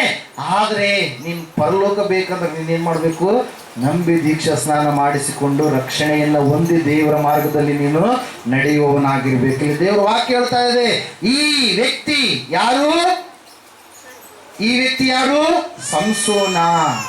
ಯಾವುದಕ್ಕೆ ಅಭಿಷೇಕ ಮಾಡಲ್ಪಟ್ಟಂಥವನು, ಯಾವುದಕ್ಕೆ ಅಭಿಷೇಕ ಮಾಡಲ್ಪಟ್ಟಂಥವನು, ಫಿಲಿಸ್ತೀಯರೆಲ್ಲರನ್ನ ಒಡೆದು ಓಡಿಸಬೇಕು, ಬಿಡುಗಡೆಯನ್ನ ಇಸ್ರಾಯೇಲರಿಗೆ ಕೊಡಬೇಕಂತೇಳಿ ಅಭಿಷೇಕ ಮಾಡಲ್ಪಟ್ಟಿರ್ತಕ್ಕಂಥ ಸಂಸೋನನು ತಾನು 20 ವರ್ಷಗಳವರೆಗೆ ಒಳ್ಳೆಯ ಭಯ ಭಕ್ತಿಯ ಜೀವಿತವನ್ನ ಮಾಡಿ ಒಳ್ಳೆಯ ರೀತಿಯಲ್ಲಿ ನಡೆದು ಈಗ ಏನ್ ಮಾಡ್ತಾ ಇದ್ದಾನೆ, ಅವನು ಕೆಳಗಡೆ ಇಳಿದು ಹೋಗ್ತಾ ಇದ್ದಾನೆ. ಆತ್ಮಿಕವಾಗಿ ಕೆಳಗಡೆ ಏನ್ ಮಾಡ್ತಾ ಇದ್ದಾನೆ, ಇಳಿದು ಹೋಗ್ತಾ ಇದ್ದಾನೆ. ದೇವರ ವಾಕ್ಯ ಹೇಳ್ತಾ ಇದೆ, ನೀನು ಆಲಯದಲ್ಲಿ ಇದ್ದಾಗಲೂ ಕೂಡ, ನೀನು ಎಷ್ಟು ಸೇವೆಯನ್ನ ಮಾಡಿದಾಗಲೂ ಕೂಡ, ನೀನು ದೇವರ ವಾಕ್ಯಗಳನ್ನ ಸರಿಯಾದ ರೀತಿಯಲ್ಲಿ ಕೈಕೊಂಡು ನಡೆಯಲಾರದೆ ಇದ್ರೆ ನೀನೇನಾಗ್ತೀಯಾ, ಏನಾಗ್ತೀಯಾ, ಬಿದ್ದು ಹೋಗ್ತೀಯಾ. ಹಲ್ಲೆಲೂಯಾ. ಒಂದ್ಸಾರಿ ನೀವು ಹೋದ್ರಿ ಸಮುವೇಲನ ಗ್ರಂಥ, 1ನೇ ಸಮುವೇಲನ ಗ್ರಂಥ 3ನೇ ಅಧ್ಯಾಯ 3ನೇ ವಾಕ್ಯ. ಸಹವಾಸ ಬಹಳ ಮುಖ್ಯವಾಗಿರುವಂಥದ್ದು. ಯಾರು ಸಹವಾಸದಲ್ಲಿ ಇರ್ತಾರೋ ಅವರಿಗೆ ಕಾರ್ಯಗಳೆಲ್ಲವನ್ನ ದೇವರು ಏನ್ ಮಾಡ್ತಾನೆ, ಸಫಲಪಡಿಸ್ತಾನೆ. ಓದ್ರಿ 3ನೇ ಅಧ್ಯಾಯ 3ನೇ ವಚನ, ಆಮೇಲೆ 3ನೇ ಅಧ್ಯಾಯ ಅದೇ ಅಧ್ಯಾಯ 19ನೇ ವಚನ ಓದ್ಬೇಕು. 1ನೇ ಸಮುವೇಲನ ಗ್ರಂಥ. ಯೆಹೋವನ ಮಂದಿರದಲ್ಲಿ ದೇವರ ಮಂಜೂಷವಿದ್ದ ಸ್ಥಳದಲ್ಲಿ ಮಲಗಿದ್ದನು. ಹಲ್ಲೆಲೂಯಾ. ಯಾರು, ಹಲ್ಲೆಲೂಯಾ. ಏನಂತೆ, ಯೆಹೋವನ ಮಂಜೂಷವಿದ್ದ ಸ್ಥಳದಲ್ಲಿ ಸಮುವೇಲನು ಮಲಗಿದ್ದಾನೆ. ಅಲ್ಲೇ ಓಫ್ನಿ ಮತ್ತು ಫೀನೆಹಾಸ್ ಎನ್ನುವಂತ ಮಕ್ಕಳು ಕೂಡ, ಯಾಜಕನ ಮಕ್ಕಳು ಕೂಡ ಇದ್ದಾರೆ. ಅವರು ದೇವರ ಆಲಯದಲ್ಲೇ ಇದ್ದಾರೆ, ಸೇವೆಯನ್ನ ಮಾಡುವವರಾಗಿ ಇದ್ದಾರೆ. ಆದರೆ ಅವರು ಏನ್ ಮಾಡ್ತಾ ಇರಲಿಲ್ಲ, ದೇವರಿಗೆ ಹತ್ತಿರವಾದ ಸಂಬಂಧವನ್ನ, ಹತ್ತಿರವಾದ ಸಹವಾಸವನ್ನ ಇಟ್ಟುಕೊಂಡು ಏನ್ ಮಾಡ್ತಾ ಇಲ್ಲ, ಜೀವಿಸ್ತಾ ಇಲ್ಲ. ಪ್ರಿಯರೇ, ವಾಕ್ಯ ಹೇಳ್ತಾ ಇದೆ, ಸಮುವೇಲನು ಯೆಹೋವನ ಮಂದಿರದಲ್ಲಿ ದೇವರ ಮಂಜೂಷವಿದ್ದ ಸ್ಥಳದಲ್ಲಿ ಮಲಗಿದ್ದನು. ಆಗ ದೇವದೀಪವು ಇನ್ನೂ ಉರಿಯುತ್ತಿರುವಾಗಲೇ. ಹಲ್ಲೆಲೂಯಾ. ದೇವರಿಗೆ ನೀನು ಅತಿ ಸಮೀಪವಾಗಿ ಆತನ ಸಹವಾಸದಲ್ಲಿ ಇರುವಾಗ ದೇವ್ರು ನಿನ್ನ ಸಂಗಡ ಏನ್ ಮಾಡ್ತಾನೆ, ಮಾತಾಡ್ತಾನೆ. ಆ ಆ ಆ ಸಮಯದಲ್ಲಿ ಬೇಕಾಗಿರ್ತಕ್ಕಂಥ ಮಾತುಗಳನ್ನ ನಿನ್ನ ಬಾಯಿಯ ಮೂಲಕವಾಗಿ ದೇವ್ರು ಏನ್ ಮಾಡ್ತಾನೆ, ಮಾತಾಡಿಸ್ತಾನೆ. ದೇವ್ರ ವಾಕ್ಯ ಹೇಳ್ತಾ ಇದೆ ಪ್ರಿಯರೇ, 3ನೇ ಅಧ್ಯಾಯ 19ನೇ ವಚನದಲ್ಲಿ, ಸಮುವೇಲನು ದೊಡ್ಡವನಾಗುತ್ತಾ ಬಂದನಷ್ಟೇ, ಯೆಹೋವನು ಅವನೊಡನೆ ಇದ್ದವರಿಂದ ಅವನ ಪ್ರವಾದನೆಗಳಲ್ಲಿ ಒಂದು ಬಿದ್ದು ಹೋಗಲಿಲ್ಲ. ಯಾಕೆ ಅವನ ಪ್ರವಾದನೆಗಳಲ್ಲಿ ಒಂದು ಬಿದ್ದು ಹೋಗಲಿಲ್ಲ? ಈ ಸಮಯಕ್ಕೆ ಇದು ಆಗುತ್ತಂದ್ರೆ ಆ ಸಮಯದಲ್ಲಿ ಅದು ಆಯ್ತು. ಹಲ್ಲೆಲೂಯ. ಬಾದಲ್ಲಿ ಮೃತ್ಯುಂಜಯ ಮಠದಲ್ಲಿ 2018ನೇ ವರ್ಷದ ಕೊನೆಯ ದಿನ 31ನೇ ತಾರೀಕು ಡಿಸೆಂಬರ್ ತಿಂಗಳಲ್ಲಿ ದೇವರು ಮಾತಾಡಿದರು ಅಪ್ಪವ್ರ ಮೂಲಕವಾಗಿ. ಏನಂತ ಹೇಳಿ, ಗುಡ್ಡಗಳು ಕರಗಿ ಹೋಗುತ್ತವೆ ಅಂತೇಳಿ. ಹಲ್ಲೆಲೂಯ. ಭಯಂಕರವಾದ ಪ್ರಳಯವನ್ನು ನೀವು ನೋಡ್ತೀರಿ ಎಂಬುದಾಗಿ ಇನ್ನೂ ಅನೇಕ ಅಂಶಗಳನ್ನ ಮಾತಾಡಿದ್ರು. ಯಥಾವಿಧಿಯಾಗಿ ಆ ಎಲ್ಲ ಕಾರ್ಯಗಳು ಏನಾದ್ರು ಇಲ್ಲಿ ನಡೆದು ಪ್ರೇರಣೆ. ಹಲ್ಲೆಲೂಯ. ಇದು ಯಾವುದೋ ಪಬ್ಲಿಸಿಟಿಗೋಸ್ಕರವಾಗಿ ನಾವು ಹೇಳ್ತಾ ಇಲ್ಲ, ಯಾಕಂದ್ರೆ ನಮಗೆ ಪಬ್ಲಿಸಿಟಿ ಬೇಕಾಗಿಲ್ಲ. ನಮ್ಮ ದೇವರೇ ನಮ್ಮನ್ನು ಏನ್ ಮಾಡ್ತಾನೆ, ಉನ್ನತ ಸ್ಥಾನದಲ್ಲಿ ನಿಲ್ಲಿಸಿದ್ದಾನೆ, ಆತನೇ ನಡೆಸ್ತಾನೆ. ಮುಂದೆ ದೊಡ್ಡದಾಗಿರ್ತಕ್ಕಂಥ ಘನವಾದ ಕಾರ್ಯಗಳನ್ನು ಈ ಮಠದ ಮೂಲಕವಾಗಿ ಅನೇಕರಿಗೆ ಮಾಡಲಿಕ್ಕಿದ್ದಾನೆ. ಹಲ್ಲೆಲೂಯ. ದೇವರ ವಾಕ್ಯ ಹೇಳ್ತಾ ಇದೆ, ಸಹವಾಸದಲ್ಲಿ, ದೇವರ ಸಹವಾಸದಲ್ಲಿ ನೀವು ಇರುವಾಗ ದೇವರು ನಿನ್ನ ಸಂಗಡ ಮಾತಾಡಿ ಮುಂದಾಗುವಂಥದ್ದನ್ನ ಏನ್ ಮಾಡ್ತಾನಂತ ತಿಳಿಸ್ತಾನೆ. ಅದೇ ಮಂದಿರದಲ್ಲಿ ಓಫ್ನಿ ಫಿನಿಯಾಸ್ ಇದ್ದಾರೆ ಪ್ರಿಯರೇ, ಆದ್ರೆ ಅವರಿಗೆ ದೇವರ ಸಹವಾಸದಲ್ಲಿ ಇದ್ದೇವೆ ಎಂಬುದಾಗಿ ಹೊರಗಿನವರಿಗೆ ಕಾಣಿಸಿಕೊಳ್ತಾ ಇದ್ದಾರೆ, ಆದ್ರೆ ನಿಜವಾಗ್ಲೂ ಅವರು ದೇವರ ಸಹವಾಸದಲ್ಲಿ ಜೀವಿಸ್ತಾ ಇಲ್ಲ. ಅವರು ನಟನೆಯನ್ನು ಮಾಡ್ತಾ ಇದ್ದಾರೆ, ಅವರು ಆತ್ಮಿಕವಾಗಿ ಬೆಳೀತಾ ಇಲ್ಲ, ಅವರು ದೇವರಿಂದ ದೂರವಾದಂತ ಸ್ಥಿತಿಯಲ್ಲಿ ಜೀವಿಸ್ತಾ ಇದ್ದಾರೆ. ಅವರ ಅಂತ್ಯ ಬಹಳ ವಿಚಿತ್ರವಾಯಿತು ಪ್ರೇರ, ಭಯಂಕರವಾಯಿತು. ಅವ್ರೇನಾದ್ರು ಕತ್ತಿಗೆ ಬಲಿಯಾಗಿ ಓಫ್ನಿ ಮತ್ತು ಫಿನಿಯಾಸ್ ಏಲಿಯ ಮಕ್ಕಳು ಏನಾಗ್ತಾರೆ, ಸತ್ತು ಹೋಗ್ತಾ ಇದ್ದಾರೆ. ಸಹವಾಸ ಬಹಳ ಮುಖ್ಯ. ಹಲ್ಲೆಲೂಯ. ಸಹವಾಸದಲ್ಲಿರುವಾಗ ದೇವರ ಅಭಿಷೇಕ ಯಾರಲ್ಲಿರುತ್ತೆ, ಸಹವಾಸದಲ್ಲಿ ಇದ್ದಂಥವರಲ್ಲಿ ಇರುತ್ತೆ. ಹೀಗೆ ಒಂದ್ಸಾರಿ ಒಂದು ಸಭೆಯಲ್ಲಿ, ಅಂದ್ರೆ ಒಂದು ಚರ್ಚಲ್ಲಿ, ಒಂದು ದೇವಾಲಯದಲ್ಲಿ ಕರ್ತನನ್ನ ಆರಾಧನೆ ಮಾಡುವಂತ ಒಂದು ದೇವಸ್ಥಾನದಲ್ಲಿ ಏನಾಯ್ತು ಅಂದ್ರೆ, ಹಿಂಗೆ ಒಬ್ಬ ಯವನಸ್ಥ ಮದುವೆಯಾಗಿರ್ತಕ್ಕಂಥ ಹುಡುಗ ಏನ್ ಮಾಡ್ತಾ ಇದ್ದ, ಮಂದಿರಕ್ಕೆ ಬರ್ತಾ ಇದ್ದ. ಯವನ ಕಾಲದಲ್ಲಿ ಮದುವೆಯಾಗಿರ್ತಕ್ಕಂಥ ಹುಡುಗ ದೇವರನ್ನು ನಂಬಿಕೊಂಡ, ರಕ್ಷಣೆ ಹೊಂದಿದ, ಎಲ್ಲಾ ರೀತಿಯಿಂದ ಸೌಖ್ಯತೆಯನ್ನ ಪಡೆದುಕೊಂಡು ಜೀವಿಸ್ತಾ ಇದ್ದ. ಕೆಲವೊಂದು ವಿಷಯಗಳು ಗೊತ್ತಿತ್ತು, ಬೈಬಲ್ ಎಲ್ಲ ಓದ್ತಾ ಇದ್ದ, ಚೆನ್ನಾಗಿ ನಡೆದುಕೊಳ್ತಾ ಇದ್ದ. ಹೀಗೆ ಹೋಗ್ತಾ ಹೋಗ್ತಾ ಬರ್ತಾ ಬರ್ತಾ ಇರ್ಬೇಕಾದ್ರೆ ನನಗೆ ಎಲ್ಲ ಗೊತ್ತಲ್ಲ, ಅಲ್ಲ ಎಲ್ಲ ವಿಷಯದಲ್ಲಿ ನಾನು ದೃಢವಾಗಿದ್ದೇನಲ್ಲ. ಕೆಲವೊಂದು ಸಾರಿ ತಪ್ಪು ಮಾಡಿದಾಗ ಈನವರು ಬೈಯೋದು ಸಹಜ. ಯಾಕೆ ಬೈತಾರೆ, ನಾವು ಹಾಳಾಗಿ ಹೋಗ್ಬಾರ್ದು. ಬೈಯೋರು ಯಾಕೆ ಬೈತಾರೆ, ಮಾಸ್ಟರ್ ಯಾಕೆ ಬೈತಾರೆ ಮಕ್ಕಳನ್ನ, ಚಿಕ್ಕ ಮಕ್ಕಳು ಮಾತಾಡ್ಬೇಡ್ರಿ, ಮಾಸ್ಟರ್ ಯಾಕೆ ಬೈತಾರೆ ಮಕ್ಕಳನ್ನ, ಯಾಕೆ ಹೊಡಿತಾರೆ ಮಕ್ಕಳನ್ನ, ಅವರು ಸರಿಯಾದ ಮಾರ್ಗದಲ್ಲಿ ನಡಿಬೇಕು, ತಪ್ಪಿ ಅವರು ಹೋಗಬಾರ್ದು ಅಂತೇಳಿ. ಹಲ್ಲೆಲೂಯ. ಈ ವ್ಯಕ್ತಿ ಒಂದು ಸಂದರ್ಭದಲ್ಲಿ ತಪ್ಪು ಮಾಡಿದ, ಅದನ್ನ ಅಯ್ಯೋರು ಹೇಳಿದ್ರು.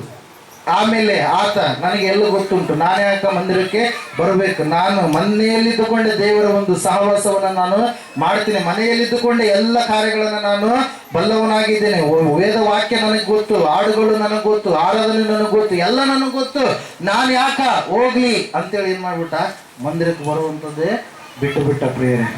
ಅನೇಕ ದಿನಗಳವರೆಗೆ ಸಹವಾಸವನ್ನ ಏನ್ ಮಾಡಿದ, ದೇವರಲ್ಲಿ ಇರುವಂತ ಸಹವಾಸವನ್ನ ಬಿಟ್ಟ. ಆತನ ಆತ್ಮಿಕ ಸ್ಥಿತಿ ಬಹಳ ಕೆಟ್ಟದಾಗುವುದಕ್ಕೆ ಪ್ರಾರಂಭವಾಯಿತು. ಆತ್ಮಿಕವಾಗಿ ಆತನ ಸೋತು ಹೋಗ್ತಾ ಇದ್ದ, ಆದ್ರೆ ಆತನಿಗೆ ಅದು ಏನಾಗ್ತಾ ಇರಲಿಲ್ಲ, ಗೊತ್ತಿರಲಿಲ್ಲ. ಹಲ್ಲೆಲೂಯ. ಆತ್ಮಿಕವಾಗಿ ಸೋತು ಹೋಗ್ತಾ ಇರಬೇಕಾದ್ರೆ ಒಂದು ಸಮಯದಲ್ಲಿ, ಒಂದು ದಡದಲ್ಲಿ ಆತನು ಚಳಿ ಕಾಯಿಸ್ಕೊಂತ ಕೂತ್ಕೊಂಡಿದ್ದ. ಯಾರು, ಈ ವ್ಯಕ್ತಿ, ಸಹವಾಸವನ್ನ ಬಿಟ್ಟಿರ್ತಕ್ಕಂಥ ವ್ಯಕ್ತಿ, ದೇವರ ಆಲಯಕ್ಕೆ ಬರುವಂತದನ್ನ ಬಿಟ್ಟಿರ್ತಕ್ಕಂಥ ವ್ಯಕ್ತಿ, ದೈವಿಕ ಸಹವಾಸ ನನಗೆ ಬೇಡ, ನನಗೆ ಎಲ್ಲ ಗೊತ್ತುಂಟು ಎಂಬುದಾಗಿ ಜಂಬವನ್ನು ಕೊಚ್ಚಿಕೊಂಡಿರ್ತಕ್ಕಂಥ ವ್ಯಕ್ತಿ. ಆತನು ಏನಾದ ಗೊತ್ತಾ, ಒಂದು ಸಾರಿ ಏನ್ ಮಾಡ್ತಾ ಇದ್ದ, ಚಳಿಯನ್ನ ಕಾಯಿಸ್ಕೊಳ್ತಾ ಇರಬೇಕಾದ್ರೆ ಐನವರು ಕೂಡ ಯಥಾವಿಧಿಯಾಗಿ ಅಲ್ಲಿಗೆ ಹೋದಾಗ ಮಾತಾಡೋದಕ್ಕೆ ಪ್ರಾರಂಭ ಮಾಡಿದ. ಗೊತ್ತಾಗ್ತಾ ಇದೆ, ನಾನು ಆತ್ಮಿಕವಾಗಿ ಬಹಳ ಕೆಳಗಡೆ ಹೋಗ್ಬಿಟ್ಟಿದ್ದೀನಿ. ಅಯ್ಯೋ, ಸಹವಾಸದಲ್ಲಿ ಇರುವಾಗ ಎಷ್ಟೋ ರೀತಿಯಾಗಿ ದೇವರು ನನ್ನ ಸಂಗಡ ಮಾತಾಡ್ತಾ ಇದ್ರು, ಹಾಡುಗಳು ಆಡುವಾಗ ಅನೇಕ ಅದ್ಭುತಗಳು ನಡೀತಾ ಇದ್ವು. ಆದ್ರೆ ಈಗ ಸಹವಾಸದಲ್ಲಿಲ್ಲ, ನಾನು ಸಹವಾಸದಿಂದ ದೂರ ಆಗಿದ್ದೇನೆ ಅಂತ ಹೇಳಿ ನನಗೆ ಗೊತ್ತಾದಾಗ ಅವಾಗ ಐನವರು ಏನ್ ಮಾಡಿದ್ರಂದ್ರೆ, ಆ ಕೆಂಡ ಇರುತ್ತಲ್ರಿ, ಚಳಿ ಕಾಯಿಸ್ಕೊಳ್ತಾ ಇರ್ತಾರಲ್ಲ, ಅದನ್ನ ಒಂದು ತೆಗೆದು ಏನ್ ಮಾಡಿದ್ರು, ಸೈಡ್ಗೆ ಎತ್ತಿಟ್ಟು. ಏನ್ ಮಾಡಿದ್ರು, ಸೈಡ್ಗೆ ಎತ್ತಿಟ್ಟು. ಕಟ್ಟಿಗೆನ, ಉರಿಯುವಂತ ಕಟ್ಟಿಗೆನ ತೆಗೆದು ಏನ್ ಮಾಡಿದ್ರು, ಸೈಡ್ಗೆ ಎತ್ತಿಟ್ಟ ಮೇಲೆ ಬಹಳ ಚೆನ್ನಾಗಿ ಉರಿತದೆ. ಫಸ್ಟಿಗೆ ಬರ್ತಾ ಏನಾಗ್ಬಿಡ್ತು, ಉರಿಯೋದೆಲ್ಲ ಕಡಿಮೆ ಆಗ್ಬಿಡ್ತು. ಅವಾಗ ತಿಳ್ಕೊಂಡು, ಅಯ್ಯೋ ಸೇವಕರು ನನ್ನ ಸಂಗಡ ಮಾತಾಡಲಿಲ್ಲ, ಆದರೆ ಒಳ್ಳೆಯ ಆಲೋಚನೆಯನ್ನು ನನಗೆ ಕೊಟ್ಟರು. ನಾನು ಸಭೆಯಿಂದ ದೂರ ಆದ ಕಾರಣಕ್ಕಾಗಿಯೇ ನಾನು ದೇವರಿಗಾಗಿ ಉರಿತಾ ಇಲ್ಲ, ದೇವರಿಗಾಗಿ ಪ್ರಜ್ವಲಿಸ್ತಾ ಇಲ್ಲ, ದೇವರ ಕಾರ್ಯಗಳನ್ನು ಮಾಡೋದಕ್ಕೆ ಆತ್ಮಿಕವಾಗಿ ನಾನು ಹೆಚ್ಚಿನ ಸ್ಥಾನದಲ್ಲಿ ಇಲ್ಲ. ಸಹವಾಸದಿಂದ ದೂರ ಆದ ಕಾರಣಕ್ಕಾಗಿಯೇ ನಾನೇನಾಗಿದ್ದೇನೆ, ಈಗ ಆತ್ಮಿಕವಾಗಿ ಬಿದ್ದು ಹೋಗಿದ್ದೇನೆ ಅಂತೇಳಿ ತಿಳಿದುಕೊಂಡು ಮುಂದಿನ ವಾರ ಮಂದಿರಕ್ಕೆ ಬಂದು, ಆಲಯಕ್ಕೆ ಬಂದು ತನ್ನ ಆತ್ಮಿಕ ಜೀವಿತವನ್ನು ಪುನಃ ಏನ್ ಮಾಡಿದ ವ್ಯಕ್ತಿ ಕಟ್ಟಿಕೊಂಡ. ಪ್ರೇರೆ ಹಲ್ಲೆಲೂಯಾ. ಎಲ್ಲರೂ ಚಪ್ಪಲಿ ಹೊಡೆದು ದೇವರನ್ನ ಕಳಿಸೋಣ. ಹಲ್ಲೆಲೂಯಾ. ಸಹವಾಸ ಬಹಳ ಮುಖ್ಯ. ಹಲ್ಲೆಲೂಯಾ. ಕೆಲವು ಜನರು ಸಹವಾಸವನ್ನ ಏನ್ ಮಾಡ್ತಾರೆ, ಅಲಕ್ಷ್ಯ ಮಾಡ್ತಾರೆ. ಸಹವಾಸವನ್ನ ಅಲಕ್ಷ್ಯ ಮಾಡಿದರೆ ನಿನ್ನಲ್ಲಿರುವಂತ ಅಭಿಷೇಕ ಬರ್ತಾ ಬರ್ತಾ ಅದೇನಾಗುತ್ತೆ, ತಣ್ಣಗಾಗಿ ಹೋಗುತ್ತೆ. ಬರ್ತಾ ಬರ್ತಾ ಅದು ಕಡಿಮೆ ಆಗ್ಬಿಡುತ್ತೆ. ಪುನಃ ನೀನು ಲೋಕದಲ್ಲಿ ಸೇರಿ ಇಜ್ಜೋಡಾಗಿ ಅನೇಕ ತಪ್ಪಾದ ಕಾರ್ಯಗಳನ್ನು ಮಾಡುವುದಕ್ಕೆ ನಿನ್ನ ಮನಸ್ಸು ನಿನಗೇನು ಕೊಡುತ್ತೆ, ಪ್ರಚೋದನೆ ಕೊಡುತ್ತೆ. ಹಲ್ಲೆಲೂಯಾ. ದೇವರು ಹೇಳಿರುವಂಥದ್ದೆಲ್ಲ ಒಳ್ಳೆಯವುಗಳನ್ನೇ ಹೇಳಿದ್ದಾನೆ, ಒಳ್ಳೆಯದನ್ನೇ ಮಾಡ್ರಿ ಎಂಬುದಾಗಿ ಹೇಳಿದ್ದಾನೆ. ಪ್ರೇರಲ್ಲಿ ನಾವು ನೋಡ್ತಾ ಇದ್ದೇವೆ, ಈ ಸಂಸೋನನು ಘಟ್ಟವನ್ನ ಏನ್ ಮಾಡ್ತಾ ಇದ್ದಾನೆ, ಇಳಿತಾ ಇದ್ದಾನೆ. ದೇವರ ಸಹವಾಸದಿಂದ ದೂರ ಆಗುವುದಕ್ಕೆ ಹೆಜ್ಜೆಯನ್ನ ಇಡ್ತಾ ಇದ್ದಾನೆ. ಹಲ್ಲೆಲೂಯಾ. Praise lord. ಘಟ್ಟವನ್ನ ಇಳಿದು ಫಿಲಿಸ್ಟಿಯರ ನಾಡಿಗೆ ಏನ್ ಮಾಡಿದಾತ, ಹೋದ. ಆ ಫಿಲಿಸ್ಟಿಯರು ದೇವರನ್ನು ನಂಬಲಾರದವರು, ಆ ಫಿಲಿಸ್ಟಿಯರು ದೇವರಿಗೆ ವಿಧೇಯರಾಗಿ ನಡೆದುಕೊಳ್ಳಲಾರದವರು ಅವರ ಸಂಗಡ ಹೋಗಿ ಅವರು ಹೇಳಿದ ರೀತಿಯಲ್ಲಿ ನಡೆಯುವುದಕ್ಕೆ, ತಪ್ಪಾದ ಕಾರ್ಯಗಳಿಗೆ ಆತನ ಮನಸ್ಸು ಏನ್ ಮಾಡ್ತಾ ಇತ್ತು, ಪ್ರೇರೇಪಣೆ ಕೊಡ್ತಾ ಇತ್ತು. ತಪ್ಪಾದ ಕಾರ್ಯಗಳು ಮಾಡ್ಬೇಕು ಅಂತೇಳಿ. ಯಾಕಂದ್ರೆ ಹೇಳಿದ್ನಲ್ವಾ, ಡಿಗ್ರಿ ಸೆಕೆಂಡ್ ಇಯರ್ ವರೆಗೂ ಕೂಡ ಅದನ್ನ ಕಟ್ ಮಾಡಬೇಕು. ಯಾವುದು ನಮ್ಮನ್ನ ದುಷ್ಟರ ಸಹವಾಸಕ್ಕೆ ಪ್ರೇರೇಪಣೆ ಮಾಡುತ್ತೋ ಅಂಥದನ್ನ ನಾವೇನ್ ಮಾಡ್ಬೇಕು, ಕಟ್ ಮಾಡ್ಲಾರ್ದೆ ಇದ್ರೆ, ಇಲ್ಲ ರೀ ಫ್ರೆಂಡ್ಶಿಪ್ ಬಹಳ ಗ್ರೇಟ್ ರೀ ಅಂತೇಳಿ ನಿಮ್ಮನ್ನ ಮೋಸ ಮಾಡ್ತಾ ಇರ್ತಾರೆ. ಅಲ್ಲೆಲ್ಲೂಯಾ. ಫ್ರೆಂಡ್ಶಿಪ್ ಬಹಳ ಗ್ರೇಟ್ ಅಲ್ಲ, fellowship is very very great. Alleluia. ಸಹವಾಸ ಎನ್ನುವಂಥದ್ದು ಎಲ್ಲದಕ್ಕಿಂತ ಉನ್ನತವಾಗಿರುವಂಥದ್ದು.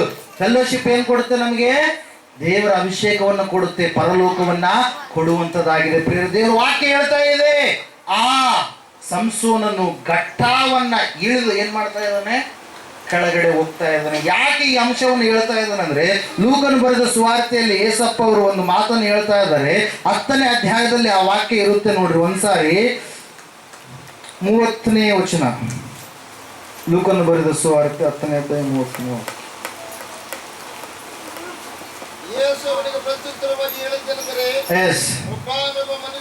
ಒಬ್ಬನೊಬ್ಬ ಮನುಷ್ಯನು ಯೆರೂಸಲೇಮಿನಿಂದ, ಯೆರೂಸಲೇಮ್ ಅಂದ್ರೆ ಏನರ್ಥ, ದೇವರು ನಿವಾಸ ಮಾಡುವಂತ ಸ್ಥಳ, ದೇವರು ಭೂಲೋಕದಲ್ಲಿ ಆರಿಸಿಕೊಂಡಿರ್ತಕ್ಕಂಥ ಸ್ಥಳ. ಆ ಸ್ಥಳವನ್ನ ಬಿಟ್ಟು ಈತನು ಎಲ್ಲಿಗೆ ಹೋಗ್ತಾ ಇದ್ದಾನೆ, ಶಾಪದ ಪಟ್ಟಣವಾಗಿರುವಂತ ಯೆರಿಕೋವಿನ ಕಡೆಗೆ ಏನ್ ಮಾಡ್ತಾ ಇದ್ದಾನೆ, ಆತ ಹೋಗ್ತಾ ಇದ್ದಾನೆ. ಹಲ್ಲೆಲೂಯಾ. ದೇವರ ಸಹವಾಸವನ್ನ ಬಿಟ್ಟು ನೀನು ಕೆಳಗಡೆ ಇಳಿದು ಹೋಗುವಾಗ ಕಳ್ಳ ಏನ್ ಮಾಡ್ತಾನೆ, ನಿನ್ನಲ್ಲಿರುವಂಥದ್ದನ್ನ ಕದ್ದುಕೊಳ್ತಾನೆ. ಹಲ್ಲೆಲೂಯಾ. ಕಳ್ಳ ಯಾರು, ಸೈತಾನನು. ಹಲ್ಲೆಲೂಯಾ. ಅಪ್ಪರು ಅನೇಕ ಸಾರಿ ಆ ವಾಕ್ಯ ಹೇಳ್ತಾ ಇರ್ತಾರೆ. 10:10 ಯೋಹಾನ್ ಬರೆದ ಸುವಾರ್ತೆ. ಕಳ್ಳನು ಕದ್ದುಕೊಳ್ಳುವುದಕ್ಕೂ ಸೂಲುಕೊಳ್ಳುವುದಕ್ಕೂ ತಿನ್ನುವುದಕ್ಕೂ ಬರುತ್ತಾನೆ ಹೊರತು ಮತ್ಯಾವುದಕ್ಕೂ ಬರುವುದಿಲ್ಲ. ಹಾಳು ಮಾಡೋದಕ್ಕೆ ಅವನು ಬರುವಂಥದ್ದು. ದೇವರ ಸಹವಾಸದಿಂದ ತಪ್ಪಿ ಹೋಗಿರ್ತಕ್ಕಂಥ ಈ ವ್ಯಕ್ತಿ ಘಟ್ಟ ಇಳಿದು ಎಲ್ಲಿಗೆ ಹೋಗ್ತಾ ಇದ್ದಾನೆ, ಯೆರಿಕೋವಿನ ಕಡೆಗೆ ಹೋಗ್ತಾ ಇದ್ದಾನೆ. ಆತನಿಗೆ ಏನಾಯ್ತು ನೋಡ್ರಿ, ಅಲ್ಲಿ ಕಳ್ಳರ ಕೈಗೆ ಸಿಕ್ಕಿ ಅವರು ಅವನನ್ನ ಸುಲಿಗೆ ಮಾಡಿಕೊಂಡು ಗಾಯವಾಗುವಷ್ಟು ಹೊಡೆದು ಅವನನ್ನು ಅರೇ ಜೀವ ಮಾಡಿ ಬಿಟ್ಟು ಹೋದರು. ಹಲ್ಲೆಲೂಯಾ. ಅರೇ ಜೀವ. ಅವನು ಏನ್ ಮಾಡ್ತಾ ಇದ್ದಾನೆ, ದೇವರ ಸಹವಾಸದಿಂದ ಹೋದ ಮೇಲೆ ಅವನು ಅಂದುಕೊಳ್ತಾ ಇದ್ದಾನೆ ಜೀವ ಐತಿ, ಆದ್ರೆ ಎಂತ ಜೀವ ಅದು, ಅರೇ ಜೀವ, ಸ್ವಲ್ಪ ಜೀವ, ಅದರಲ್ಲಿಯೇ ಅವನು ತೃಪ್ತಿ ಪಟ್ಕೊಳ್ಬೇಕಂತೇಳಿ ಅಂದುಕೊಳ್ತಾ ಇದ್ದಾನೆ. ಅಲ್ಲಿ ವಾಕ್ಯ ಹೇಳ್ತಾ ಇದೆ ಪ್ರಿಯರೇ, ಆ ಸಮಯದಲ್ಲಿ ಅನೇಕರು ಬಂದರು, ಧಾರ್ಮಿಕವಾಗಿರುವಂತ ಗುರುಗಳು ಬಂದರು, ಯಾರು ಕೂಡ ಅವ್ರನ್ನ ಏನ್ ಮಾಡಲಿಲ್ಲ, ಹಿಡಿಸ್ಕೊಳ್ಳಿಲ್ಲ. ಯಾರೆಂಬುದಾಗಿ ವಾಕ್ಯ ಹೇಳ್ತಾ ಇದೆ, ಯಾಜಕ ಬಂದ, ಆಮೇಲೆ ಇನ್ನೊಬ್ರು ಯಾರು ಬಂದ್ರು, ಲೇವಿ ಕೂಡ ಅಲ್ಲಿಗೆ ಬಂದ, ಆಮೇಲೆ 3ನೇದಾಗಿ ಬರ್ತಾ ಇದ್ದಾರೆ ನಮ್ಮಪ್ಪ ಏಸಪ್ಪ. ಒಳ್ಳೆಯ ಸಮಾಜದವನಾಗಿ ಆತನನ್ನ ಹಿಡಿದು ಎತ್ತಿ ಗಾಯಗಳಲ್ಲಿ ಮತ್ತು ಆತನಿಗೆ ಆಗಿರ್ತಕ್ಕಂಥ ಪ್ರತಿಯೊಂದು ಗಾಯಗಳಲ್ಲಿ ಏನಾಗ್ತಾನೆ, ಫಸ್ಟ್ನೇದಾಗಿ ದ್ರಾಕ್ಷಾರಸ ಮತ್ತು ಎಣ್ಣೆಯನ್ನ ಹಾಕಿ ಗಾಯವನ್ನ ಕಟ್ಟಿ ಕತ್ತೆ ಮೇಲೆ ಆತನನ್ನ ಓಡಿಸಿ ಎಲ್ಲಿ ಕರ್ಕೊಂಡು ಹೋಗ್ತಾ ಇದ್ದಾನೆ? ಒಂದು ಛತ್ರದ ಕಡೆ ಕರ್ಕೊಂಡು ಹೋಗ್ತಾ ಇದ್ದಾನೆ. ಹಲ್ಲೆಲೂಯ. ಆ ಛತ್ರವೇ ದೇವರ ಆಲಯವಾಗಿದೆ. ಹಲ್ಲೆಲೂಯ. Price Lord. ದೇವರ ವಾಕ್ಯ ಹೇಳ್ತಾ ಇದೆ, ನೀನು ಬಿದ್ದು ಹೋಗಿರುವಂತ ಸ್ಥಿತಿಯಲ್ಲಿ ನೀನು ಪುನಃ ಆಲಯದ ಕಡೆಗೆ ಬಂದ್ರೆ ಅರೆ ಜೀವವನ್ನ ದೇವರು ಏನ್ ಮಾಡ್ತಾನೆ? ಪೂರ್ಣ ಜೀವವಾಗಿ ನಿನ್ನನ್ನ ಮಾರ್ಪಡಿಸ್ತಾನೆ. ಹಲ್ಲೆಲೂಯ. ದೇವರ ವಾಕ್ಯ ಹೇಳ್ತಾ ಇದೆ, ಸಹವಾಸದಿಂದ ದೂರ ಆಗಬೇಕಂತೇಳಿ ನಿನ್ನ ಮನಸ್ಸು ನಿನಗೆ ಪ್ರೇರೇಪಣೆ ಕೊಡುವಾಗ, ಸಹವಾಸವನ್ನ ಬಿಟ್ಟು ಹೋದಾಗ ಅನೇಕವಾದಂತ ಅಪಾಯಗಳು ನಿನ್ನನ್ನು ಏನ್ ಮಾಡ್ತವೆ? ಆವರಿಸ್ತವೆ. ಪ್ರಿಯರಲ್ಲಿ ವಾಕ್ಯ ಹೇಳ್ತಾ ಇದೆ, ಆ ಛತ್ರದಲ್ಲಿ ಏನಿದೆ? ಒಂದು ಮಗು ಇದೆ. ಯಾವ ಮಗು ಅದು? ಬಿಡುಗಡೆ ಕೊಡುವಂತ ಮಗು. ಹಲ್ಲೆಲೂಯ. ಆ ಛತ್ರದಲ್ಲಿ ಏನಿದೆ? ಆರಾಧನೆ ಇದೆ. ಆ ಛತ್ರದಲ್ಲಿ ಆರೋಗ್ಯ ಇದೆ, ಸಮೃದ್ಧಿ ಇದೆ, ಸಂತೋಷ ಇದೆ, ಪರಿಪೂರ್ಣವಾದಂತ ಕಾರ್ಯಗಳು ಆ ಛತ್ರದಲ್ಲಿ ನಡೆಯುವಂತದ್ದಾಗಿದೆ ಪ್ರಿಯರೇ. ಹಲ್ಲೆಲೂಯ. ಅದರ ಸಲುವಾಗಿ 36ನೇ ಕೀರ್ತನೆ 8ನೇ ವಾಕ್ಯದಲ್ಲಿ ಆತನ ಮಂದಿರದ ಸಮೃದ್ಧಿಯಿಂದ ನಮ್ಮನ್ನ ಏನ್ ಮಾಡ್ತಾನೆ? ಆತ ತೃಪ್ತಿಪಡಿಸ್ತಾನಂತೆ. ಹಲ್ಲೆಲೂಯ. ದೇವರ ಆಲಯದಲ್ಲಿ ಏನಿದೆ? ಸಮೃದ್ಧಿ ಇದೆ. ಜನರಿಗೆ ಗೊತ್ತಾಗ್ತಾ ಇಲ್ಲ, ಅನೇಕರಿಗೆ ಈ ಆಲಯದ ಸಮೃದ್ಧಿಯಿಂದ ಅವ್ರು ಏನಾಗ್ತಾ ಇದ್ದಾರೆ? ವಂಚಿತರಾಗ್ತಾ ಇದ್ದಾರೆ ಪ್ರಿಯರೇ. ಹಲ್ಲೆಲೂಯ. ದೇವರ ವಾಕ್ಯ ಹೇಳ್ತಾ ಇದೆ, ಆತನ ಆಲಯದಲ್ಲಿ ಇರ್ತಕ್ಕಂಥ ಸಮೃದ್ಧಿಯಿಂದ ಅನೇಕರನ್ನ ಆತನ ಏನ್ ಮಾಡ್ತಾನೆ? ತೃಪ್ತಿಪಡಿಸ್ತಾನೆ. ಅವಳು ಮಂದಿರಕ್ಕೆ ಬಂದ್ರು, ಆಲಯಕ್ಕೆ ಬಂದ್ಲು, ಅವಳಿಗೆ ಬೇಕಾಗಿರ್ತಕ್ಕಂಥ ಸಮೃದ್ಧಿಯಾಗಿರ್ತಕ್ಕಂಥ ಕಾರ್ಯವನ್ನ ದೇವರು ಮಾಡಿದ್ರು ಪ್ರಿಯರೇ. ಹಲ್ಲೆಲೂಯ. 18 ವರ್ಷ ನಡುಬಗ್ಗಿದ ಸ್ಥಿತಿಯಲ್ಲಿರ್ತಕ್ಕಂಥ ಒಬ್ಬ ವೃದ್ಧ ತಾಯಿ ಆಕೆ ಮಂದಿರಕ್ಕೆ ಬಂದ್ಲು. ಬಹಳ ಬೆನ್ನು ನೋವಿನಿಂದ, ಸೆಳೆತದಿಂದ ಹಿಡಿಯಲ್ಪಟ್ಟಿರ್ತಕ್ಕಂಥ, ದುರಾತ್ಮ ಶಕ್ತಿಯಿಂದ ಹಿಡಿಯಲ್ಪಟ್ಟಿರ್ತಕ್ಕಂಥ ಆಕೆ ಹೆಂಗ್ ಬಂದ್ಲಕ್ಕೆ? ಹಿಂಗ ನಡ್ಕೊಂಡು ಬಂದು ಬಗ್ಗಿದ ಸ್ಥಿತಿಯಲ್ಲಿ ಬಂದು ಎಲ್ಲಿಗೆ ಬಂದ್ಲು? ಆಲಯಕ್ಕೆ ಬಂದ್ಲು. ಆಲಯದಲ್ಲಿ ದೇವರು ಏನ್ ಮಾಡಿದ? ಆಕೆ ರೋಗವನ್ನ ಬಿಡುಗಡೆ ಕೊಟ್ಟ. ಹಲ್ಲೆಲೂಯ. ಆಲಯದಲ್ಲಿ ಅನೇಕವಾಗಿರ್ತಕ್ಕಂಥ ಕಾರ್ಯಗಳನ್ನ ದೇವರು ಏನ್ ಮಾಡ್ತಾನೆ? ಮಾಡುವವನಾಗಿರ್ತಾನೆ. ಯಾಕಂದ್ರೆ ಆಲಯದಲ್ಲಿ ದೇವರ ಮಕ್ಕಳ ಸಹವಾಸ, ದೇವರ ಒಂದು ಪ್ರಸನ್ನತೆ ಎಲ್ಲಿರುತ್ತೆ? ಆಲಯದಲ್ಲಿ ಇರುತ್ತೆ ಪ್ರಿಯರೇ. ಆದ್ರೆ ಈ ಸಂಸೋನ 20 ವರ್ಷಗಳವರೆಗೆ ಒಳ್ಳೆಯ ರೀತಿಯಲ್ಲಿ ದೇವರ ಸಹವಾಸದಲ್ಲಿ ಇದ್ದು, ಒಳ್ಳೆಯ ರೀತಿಯಾಗಿ ನಾಜೀರು ವೃತವನ್ನ ಆಚರಿಸಿ ಆತನ ಏನಾಗ್ತಾ ಇದ್ದಾನೆ? ಕೆಳಗಡೆ ಬೀಳ್ತಾ ಇದ್ದಾನೆ. ಹಲ್ಲೆಲೂಯ. Price lord. ಮುಂದೇನಾಯ್ತು ನಾವು ನೋಡೋಣ ಈ ಸಮಯದಲ್ಲಿ.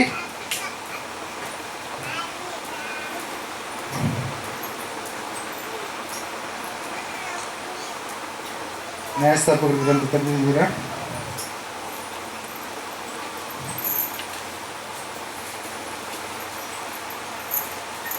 16ನೇ ಅಧ್ಯಾಯ 20ನೇ ವಾಕ್ಯ.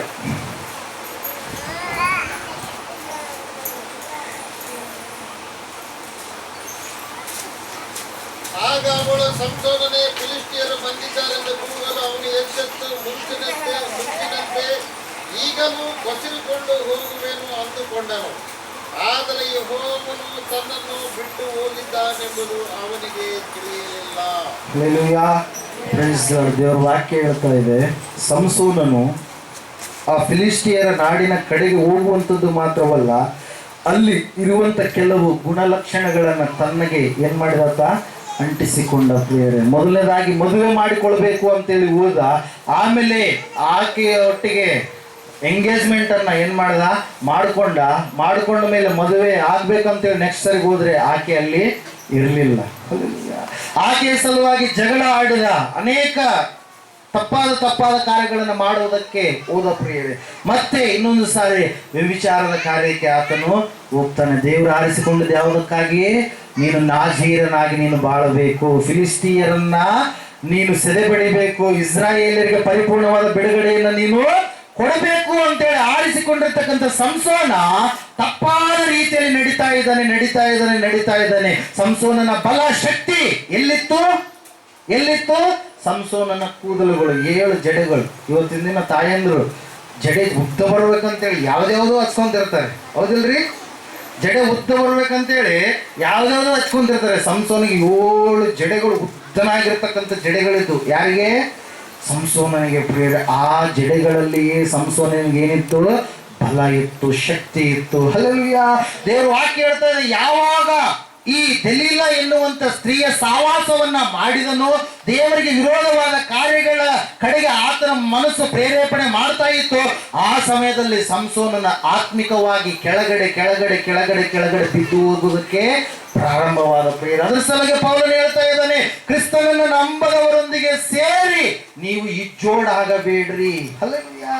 Price lord. ಅನೇಕ ಕಾರ್ಯಗಳು ಇಜ್ಜೋಡಾಗುವಂತೆ ಮಾಡ್ತವೆ, ಅವೆಲ್ಲವುಗಳನ್ನ ಬಿಟ್ಟು ನೀವು ಬರಬೇಕು. ಬಂದಾಗ ಮಾತ್ರ ನಿಮ್ಮ ಕಾರ್ಯಗಳೆಲ್ಲವನ್ನ ದೇವ್ರು ಏನ್ ಮಾಡ್ತಾನೆ, ಸಫಲಪಡಿಸ್ತಾನೆ. ಪ್ರೇರೆ ಸಂಸೋನನು ಹೇಳ್ತಾನೆ, ದೆಲೀಲ ಕೇಳ್ತಾಳೆ, ಏನಂತೇಳಿ ಕೇಳ್ತಾಳೆ, ನಿನ್ನ ಶಕ್ತಿ ಎಲ್ಲಿದೆ ಸಂಸೋನ ಅಂತೇಳಿ ಕೇಳಿದಾಗ, ನನ್ನ ಶಕ್ತಿ, ನನ್ನನ್ನು ಯಾರಾದ್ರೂ ಗಟ್ಟಿಯಾಗಿ ದಪ್ಪೊಂದು ದಾರದಿಂದ ಕಟ್ಟಿ ಹಾಕಿಬಿಟ್ರೆ ಇಷ್ಟು ಹಗ್ಗ ಬರುತ್ತಲ್ಲ, ಇಷ್ಟು ಹಗ್ಗ ದಪ್ಪನ ಹಗ್ಗಗಳು ಬರ್ತಾವಲ್ಲ, ದಪ್ಪೊಂದು ಹಗ್ಗಗಳು ಬರ್ತಾವಲ್ರಿ, ಗಿಣಿ ಹಗ್ಗ, ಅಂತ ಹಗ್ಗಗಳಿಂದ ಸಂಸೋನ ಏನ್ ಮಾಡಿದ್ರು, ಕಟ್ಟಿ ಹಾಕಿದ್ರು ಪ್ರಿಯರೇ. ಹಲ್ಲೆಲೂಯಾ.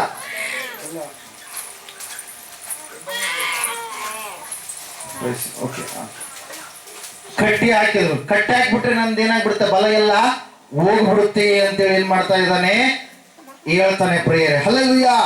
ಆವಾಗ ಅದರಂಗೆ ಏನ್ ಮಾಡ್ತಾರೆ, ಕಟ್ತಾರೆ ಪ್ರಿಯರೇ. ಕಟ್ಟಿದ ಮೇಲೆ ಅವನ ಶಕ್ತಿ ಹೋಯ್ತಾ ಹೋಗ್ಲಿಲ್ವಾ, ಹೋಗ್ಲಿಲ್ಲ. ಆ ಹಗ್ಗವನ್ನು ಹೆಂಗರ್ದಂತೆ, ಜಸ್ಟ್ ಹಿಂಗ ಸಣ್ಣ ದಾರ ಇರುತ್ತಲ್ಲ, ಥ್ರೆಡ್ ಒಲಿಗೆ ಹಾಕೋರು ಇರ್ತಿರಲ್ಲ, ಹಿಂಗಂದ್ರೆ ಏನಾಗುತ್ತೆ, ಹಂಗೆ ಹರಿದು ಹೋಯ್ತು. ಅದ್ರ ಹೆಂಗೆ ಹರಿದ್ನಂತೆ. ಸುಳ್ಳು ಅಂದ್ರೆ ಏನ್ ಮಾಡಲಿಲ್ಲ, ತನ್ನ ಗುಟ್ಟನ್ನ ಬಿಟ್ಟು ಕೊಡ್ಲಿಲ್ಲ. ಯಾರು, ಸಂಸೋನ. ಎರಡನೇದಾಗಿ ಇನ್ನ ಪೀಡಿಸ್ತಾಳೆ ಪೀಡಿಸ್ತಾಳೆ ಪೀಡಿಸ್ತಾಳೆ. ಆಕಿ ಹೆಂಗ್ ಪೀಡಿಸ್ತಾಳೆ ನೋಡ್ರಿ. ಎರಡನೇದಾಗಿ ಕರುಳಿನ 16ನೇ ಅಧ್ಯಾಯ 7ನೇ ವಾಕ್ಯ ನೋಡ್ರಿ. ಕರುಳಿನ 7 ಹಸಿ ತಂತಿಗಳಿಂದ ನನ್ನನ್ನು ಕಟ್ಟಿದರೆ ನಾನು ಬಲಹೀನವಾಗಿ ಬೇರೆ ಮನುಷ್ಯನಂತೆ ಆಗೋನು ಎಂಬುದಾಗಿ ಹೇಳ್ತಾಳೆ ಪ್ರಿಯರೇ. ಅವಾಗ್ಲೂ ಕೂಡ ಏನ್ ಮಾಡಿದ ಸಂಸೋನ, ಅದನ್ನು ಕೂಡ ಕಿತ್ತಿ ಹಾಕಿದ. ಹಲ್ಲೆಲೂಯಾ. ಅವಾಗ ದೇವ್ರ ವಾಕ್ಯ ತಿಳಿಸ್ತಾ ಇದೆ, ಏನಂತ ಹೇಳಿದ್ರೆ 16ನೇ ಅಧ್ಯಾಯ 15ನೇ ವಾಕ್ಯ ಏನಂತ ಹೇಳ್ತಾ ಇದೆ ನೋಡ್ರಿ. ಆಕೆಯು ತಿರುಗಿ ಅವನಿಗೆ, ನಿನ್ನನ್ನು ಪ್ರೀತಿಸುತ್ತೇನೆಂದು ನೀನು ನನಗೆ ಹೇಗೆ ಹೇಳಬಹುದು? ನಿನ್ನ ಮನಸ್ಸು ನನ್ನ ಮೇಲೆ ಇಲ್ಲವಲ್ಲ.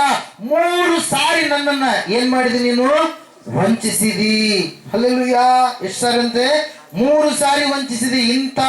ನಿನಗೆ ಇಂಥ ಮಹಾಶಕ್ತಿ ಯಾವುದರಿಂದ ಬಂದಿತೆಂಬುದನ್ನು ನನಗೆ ತಿಳಿಸಲಿಲ್ಲ ಅಂದಳು. ಇದಲ್ಲದೆ ಅವಳು ಅವನನ್ನ ದಿನದಿನವೂ ಮಾತಿನಿಂದ ಪೀಡಿಸಿದ್ದರಿಂದ ಅವನಿಗೆ ಸಾಯುವುದು ಒಳ್ಳೆದನ್ನುವಷ್ಟು ಬೇಸರವಾಯಿತು. ಸೈತಾನ್ ಏನ್ ಮಾಡ್ತಾನೆ, ಪೀಡಿಸ್ತಾನೆ. ಹೆಂಗ್ ಪೀಡಿಸ್ತಾನೆ, ನೀನು ಒಳ್ಳೆ ದಾರಿಯಲ್ಲಿರ್ಬೇಕಾದ್ರೆ ಕೆಟ್ಟ ದಾರಿಗೆ ನಿನ್ನನ್ನ ನಡೆಸಬೇಕು.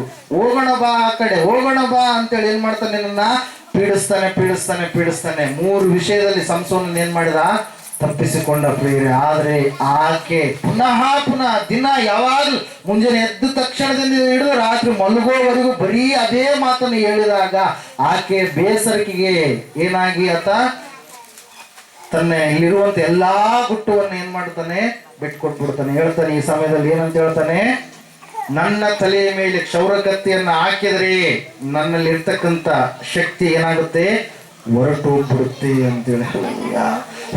ದೇವರ ವಾಕ್ಯ ಹೇಳ್ತಾ ಇದೆ. ಯಾವಾಗ ಆ ವಿಷಯ ಹೇಳಿದ ತಕ್ಷಣ ದೆಲೀಲ ತನ್ನ ಮೇಲೆ ಅವನನ್ನ ಮಲಗಿಸಿಕೊಂಡು ಬೇರೆಯವ್ರನ್ನ ಕರೆಸಿ ಏನ್ ಮಾಡ್ತಾಳೆ, ಕೂದಲುಗಳೆಲ್ಲವನ್ನ ತೆಗೆದು ಬಿಡ್ತಾಳೆ.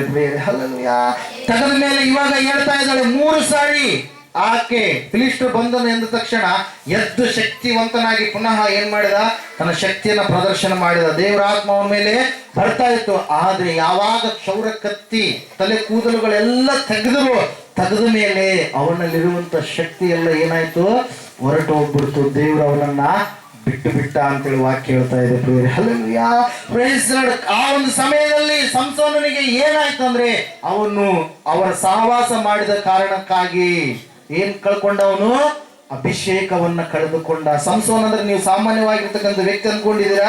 ಇವತ್ತು ಸಿನಿಮಾಗಳಲ್ಲಿ ಚಲನಚಿತ್ರಗಳಲ್ಲಿ ತೋರಿಸ್ತಾ ಇದ್ದಾರೆ, ಒಬ್ಬ ಹೀರೋ 100 ಜನ ಹೊಡೆದ್ರಪ್ಪ ಏನೋ ಅಂತಾರೆ, ಒಬ್ಬ ಹೀರೋ 500 ಜನ ಹೊಡೆದ್ರೆ ಏನೋ ಅಂತಾರೆ. ಆದ್ರೆ ಸಂಸೋನ ಏನ್ ಮಾಡಿದ, ಒಂದು ಚಿಕ್ಕದಾಗಿರ್ತಕ್ಕಂಥ ಹಸಿ ಕತ್ತೆ ದವಡೆಯಿಂದ 1000 ಜನರನ್ನ ಏನ್ ಮಾಡಿದ, ಹತ ಮಾಡಿದಂತ ವ್ಯಕ್ತಿ ಪ್ರಿಯರೇ. ಹಲ್ಲೆಲೂಯಾ.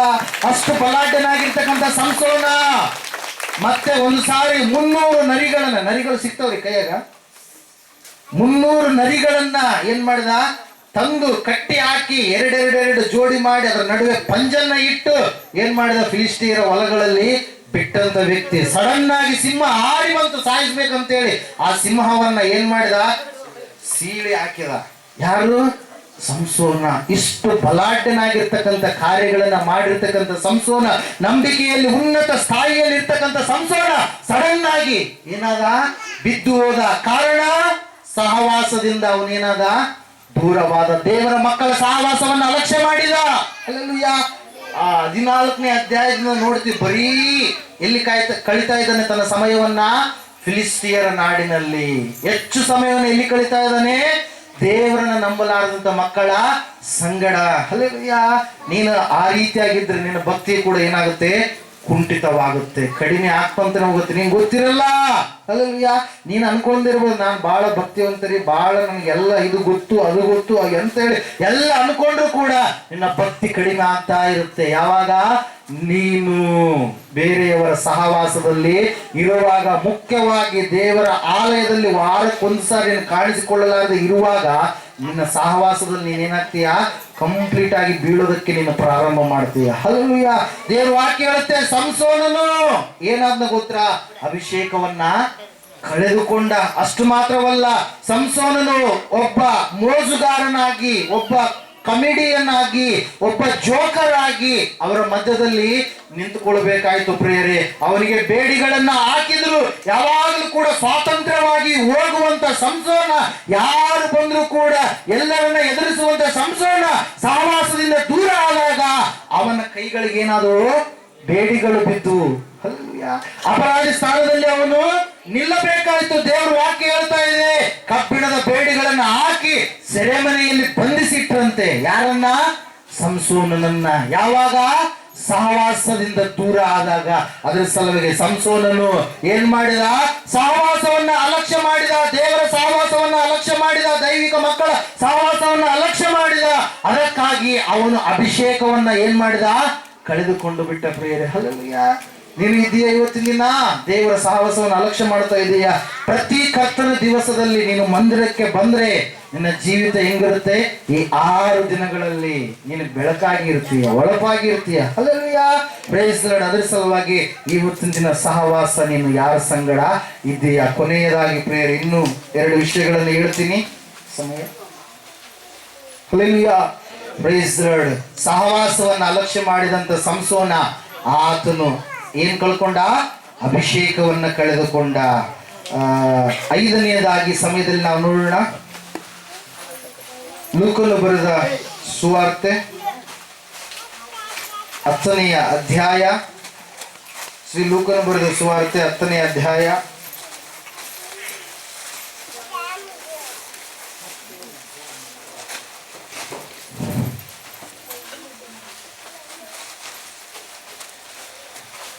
13ನೇ ವಾಕ್ಯದಿಂದ.